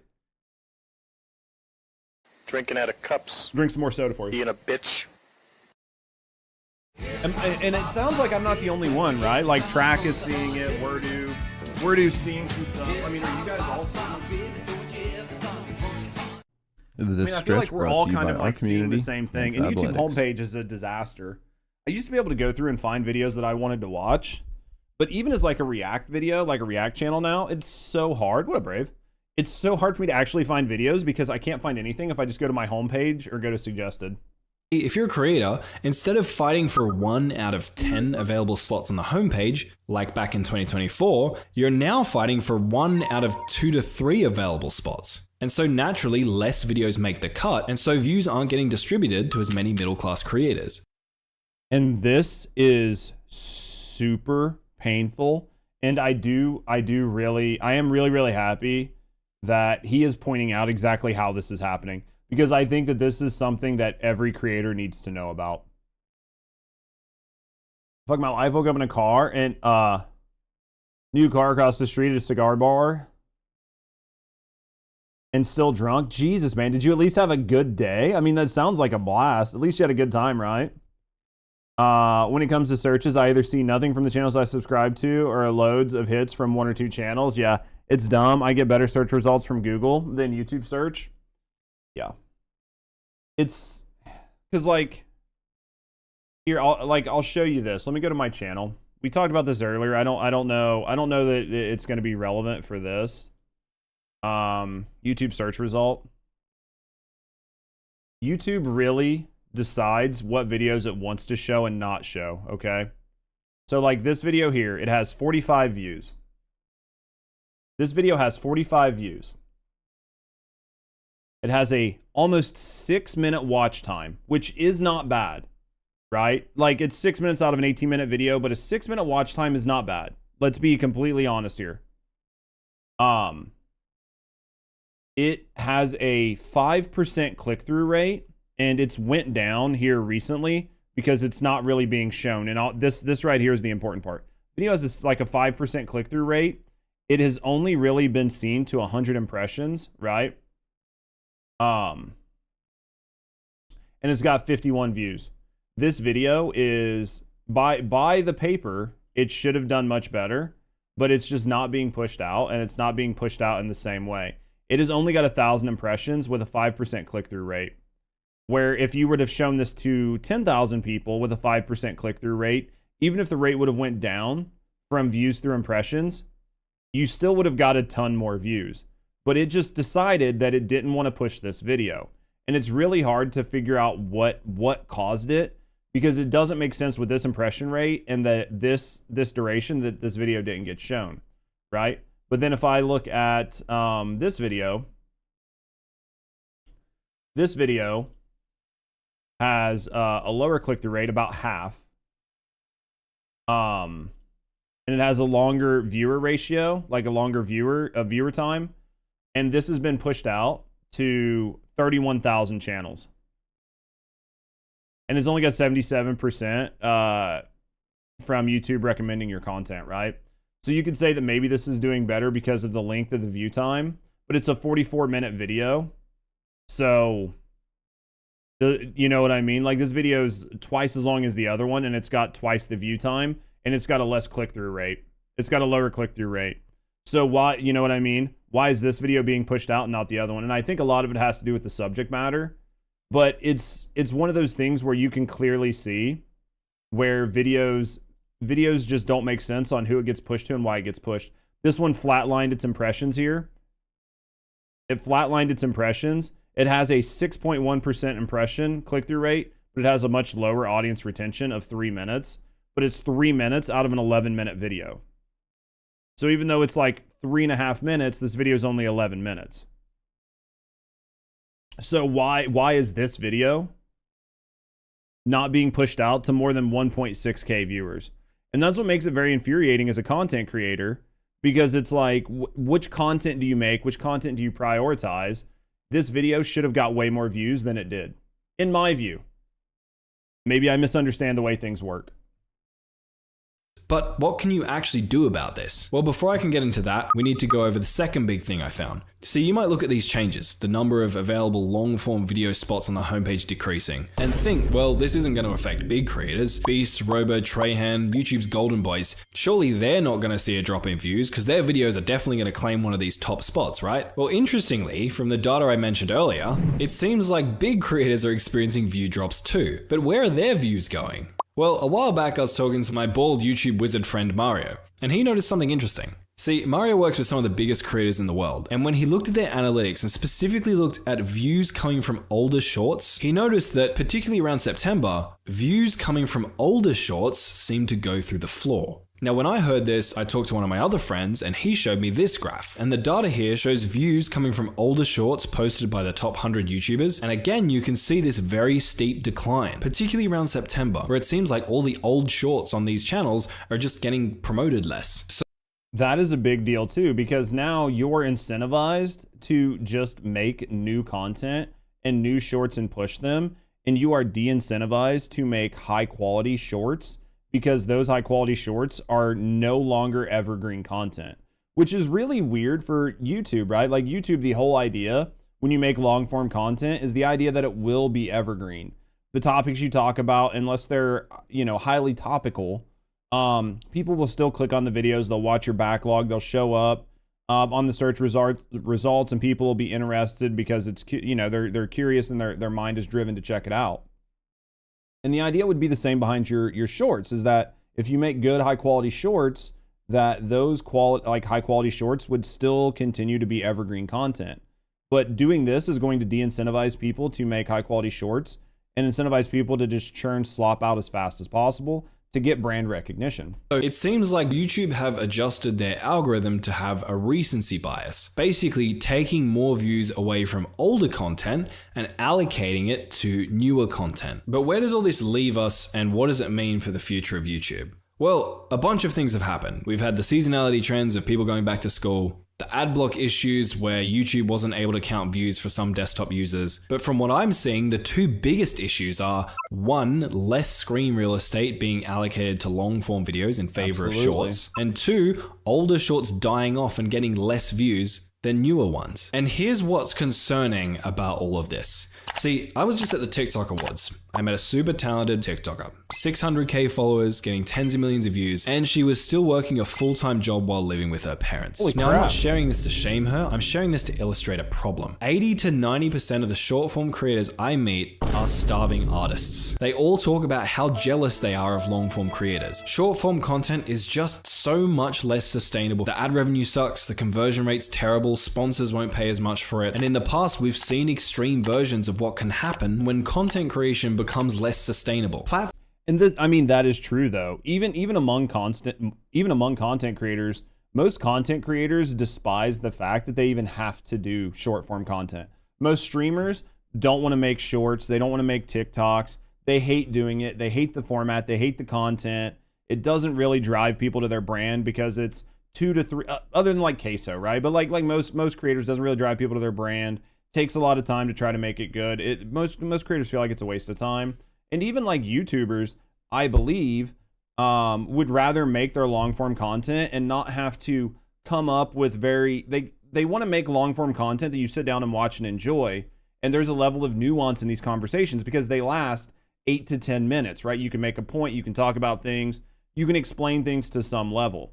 Well, when you're doing a TikTok or you're doing a YouTube short, the shorter that piece of content is, the better chance it is going to get pushed because there's a better chance people are going to watch it. So then you're incentivized to make these really short, really crazy viral moments. And that doesn't really work well with your long form content. So then you're forced into a situation where you either have to include that type of conversation in your long form content, which doesn't always go over very well, or you're forced to create content that is specifically there to drive brand recognition, but gives you zero payoff. Because unless you're a mega short form content creator, you're not really making any money off of those things, right? I've noticed Google promotes long form videos, but doing it at the point that the video relates to the search, basically pushing long form videos if it was a short, really.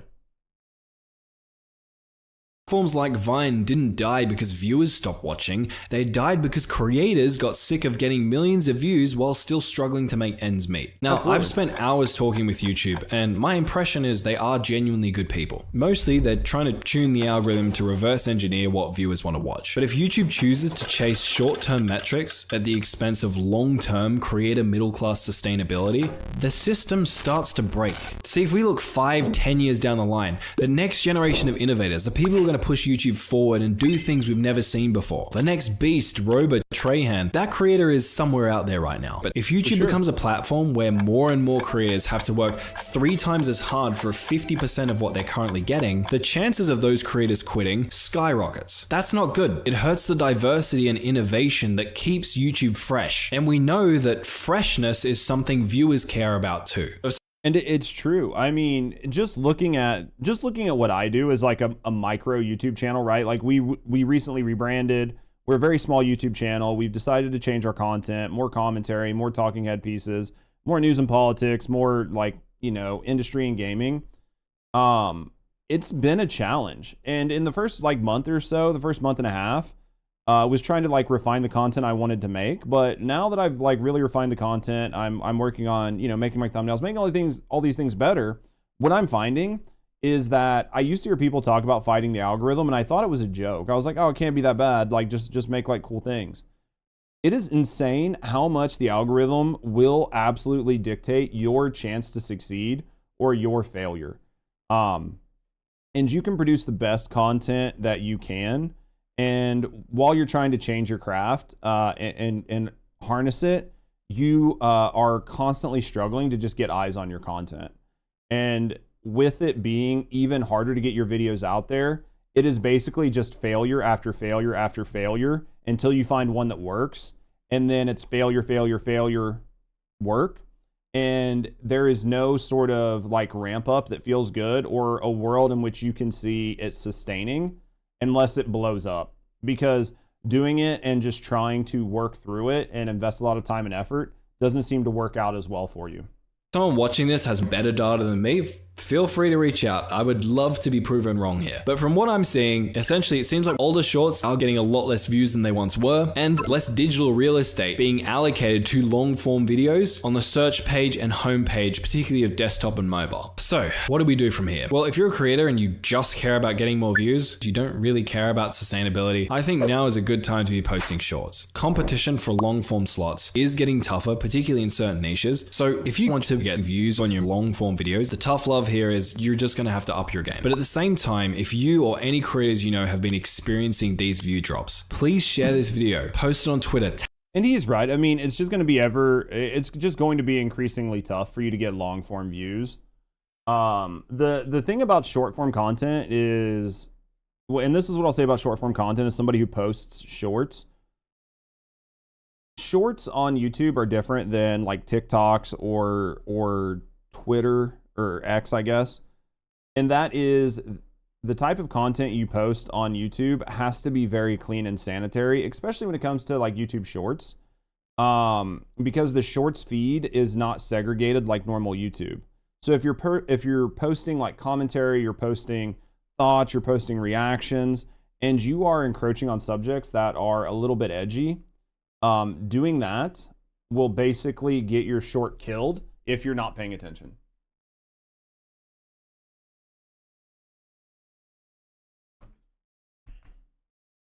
And I've noticed that in a lot of my content. If I say specific words or I have specific opinions, my short will just be killed instantly.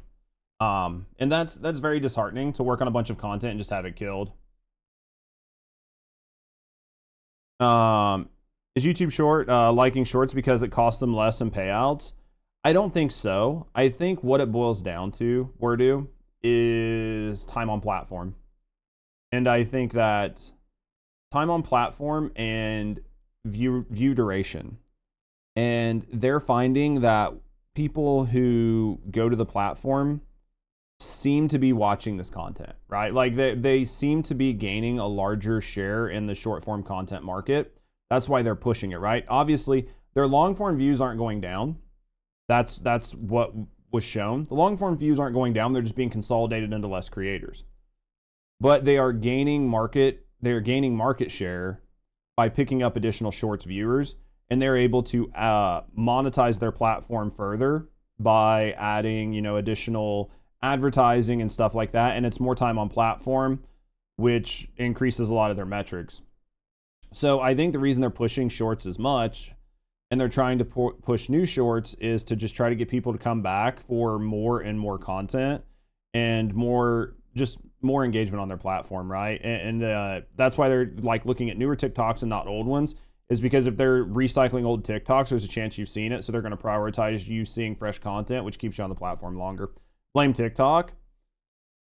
Yeah, I mean, I think that, unfortunately, I think it's just the direction that younger people are going in when it comes to watching content. Most people aren't watching 10-minute videos. Most people are watching 20, 30-second shorts. They're watching the best moments. Think about it this way.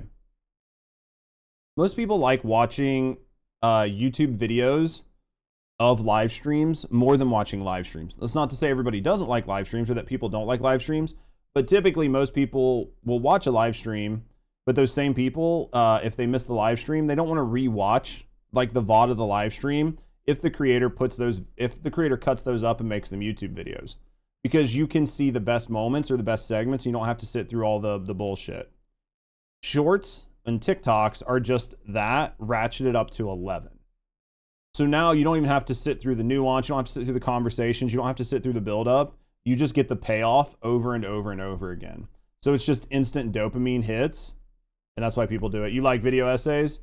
I think some of it's a generational thing. And I think, the older generation or older people, not even saying you're old, but just people that are older, typically like more nuanced conversations, and they like to be able to put something up and just put it on in the background while they're doing whatever. Because I think YouTube and Twitch by extension are much more of a passive experience. And I think that TikTok and YouTube Shorts is a much more active experience because you're actively scrolling. So it's just like you're doing something and you're getting a payoff, right? So you're just sitting, I don't like this, scroll. I don't like this, scroll. I don't like this, scroll. I like this. Okay, watch it, hit like, scroll, right? It's much more active. I don't know. Dude, this sucks. This sucks. Let's finish the video. Tag YouTube. I know Todd, I know Renee, they are good people. And if they notice enough creators struggling with this, they will, probably quietly, make changes, or at the very least, make sure this doesn't go too far. So please, let's try to get this message out. And if you are a creator who's struggling right now, keep going. This is where I don't like shorts for two reasons: lack of context and the portrait view. Yeah, no, there are a lot of people that don't like the portrait view. It's okay if you're on your phone, right? But if you do anything else, it sucks. So like for me as a newer YouTuber, I'm in a very tough spot. Because like I've started to work on my channel and it's starting to grow, but I'm in what is called like the crunch phase of my channel. I produce videos.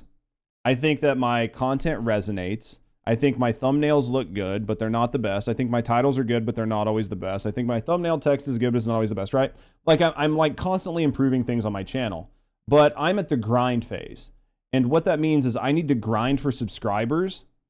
That way, when I initially post videos, they get a lot of views early. And those views early, that high click-through rate and that long watch time from a subscriber base is what breaks you out of a very slow drip feed into like the feed, right? So right now, I have to just accrue subs and hope that they watch my content by producing very similar content. And this is probably one of the hardest spots that I have like researched to get through. And this is what kills most YouTube channels, is the grind phase. And that grind phase can take you from like the 200 to 500 sub range all the way up to the 1,000 to 2,000 sub range, depending on the type of content you're doing and how much competition there is in what you're doing. So like things are going good, but it is definitely very, very, very tough to try to break through. And it's even harder because it's not only is there more competition, but there's seemingly less room to have your content shown. So there's more competition and there's less opportunity, which means you can afford to make less mistakes. And in a highly competitive environment where the biggest benefit you can have is the time to make content, being pressured in a way that you will have to lose some of that time because you might have to make a transition like back to a more normal job is basically just a nail in the coffin. So your whole goal is to try to like make hay while the sun shines and just hope that you can break through it, because if not, then you're going to be slowing down your ability to make content, which is going to stretch things out even further, which is then going to force creators into burnout, because now they're working and trying to make content and that content's not paying off. And then they're spending more ever increasing amounts of their free time trying to do it. And then it just doesn't pay off. And then they just quit. And then what you're left with is a bunch of AI slop on YouTube. And I think that YouTube needs to be careful, because if that happens, it's going to be very hard to get real creators back on your platform because there's a lack of incentive to do it. I don't know. This is a good video. This was a good video. Let me go back and like Charlie's video. These were both really good videos. Ones. These are both really good videos. Here's Marcus's video. If you guys want to check it out, you want to, not the right thing. If you guys want to check it out and give him a like, you definitely can. There you guys go. There you guys go. There's Marcus's content. And I think, excellent video. It was good research behind it. I think this was a great video. I actually really think this was a great video. I don't think I'm going to be able to watch the First Descendant thing today because I want to play some games. Because, how bad? Let me check out some stuff. So I think that what I'm going to do, right? I think what I'm going to do is I am going to play some games. You're not missing much on the First Descendant thing. I heard it wasn't good, right? I heard it wasn't good. I think what I want to do is I want to play some games because, and I'm going to tell you guys today, there's a really good chance that I'm going to have to take off stream tomorrow. And the reason I'm going to have to take off stream tomorrow is because I am very, very behind on YouTube. and it is getting very hard for me to catch up. And what I'm doing is I'm having to work like 14 hours a day, which is going to cause my burnout. And that's just to ensure that I have content coming out the next day. I haven't posted a TikTok in like 2 days. Not because I don't have content to post for TikToks. I probably have a month's worth of TikToks just laying around that needs to be scheduled, but I can't sit down and make the time to do it. I have a couple weeks worth of YouTube shorts that I need to get out before they age to where they're not relevant. And I have like 4 or 5 YouTube videos. I'm going to put the stream marker here for that other video. And I have like 4 or 5 YouTube videos that need to be cut and edited and sent out. So I have a lot of content. And I think that I need to like try to get it out and get ahead. That way I can just, coast and relax and work on the stuff that I need to work on. TLDR, they're destroying the identity of Enzo and Jaber. And the 4 guns that reworked the game are fucked. Like crazy broken or what? Like crazy broken, crazy OP, crazy strong. Let me go here. So, all right, guys, if you are over on the YouTube side right now, I'm going to be ending the YouTube stream, but we're going to be bringing it up on the other channel for the gaming. So if you guys are over there, definitely head over to the gaming channel because we're going to be bringing the stream up there. So I just wanted to give you guys a heads up before I dropped the before I dropped the channel on you guys. So if you guys want to, head over to the gaming channel, and we'll be over there in just a second. Camera's over here.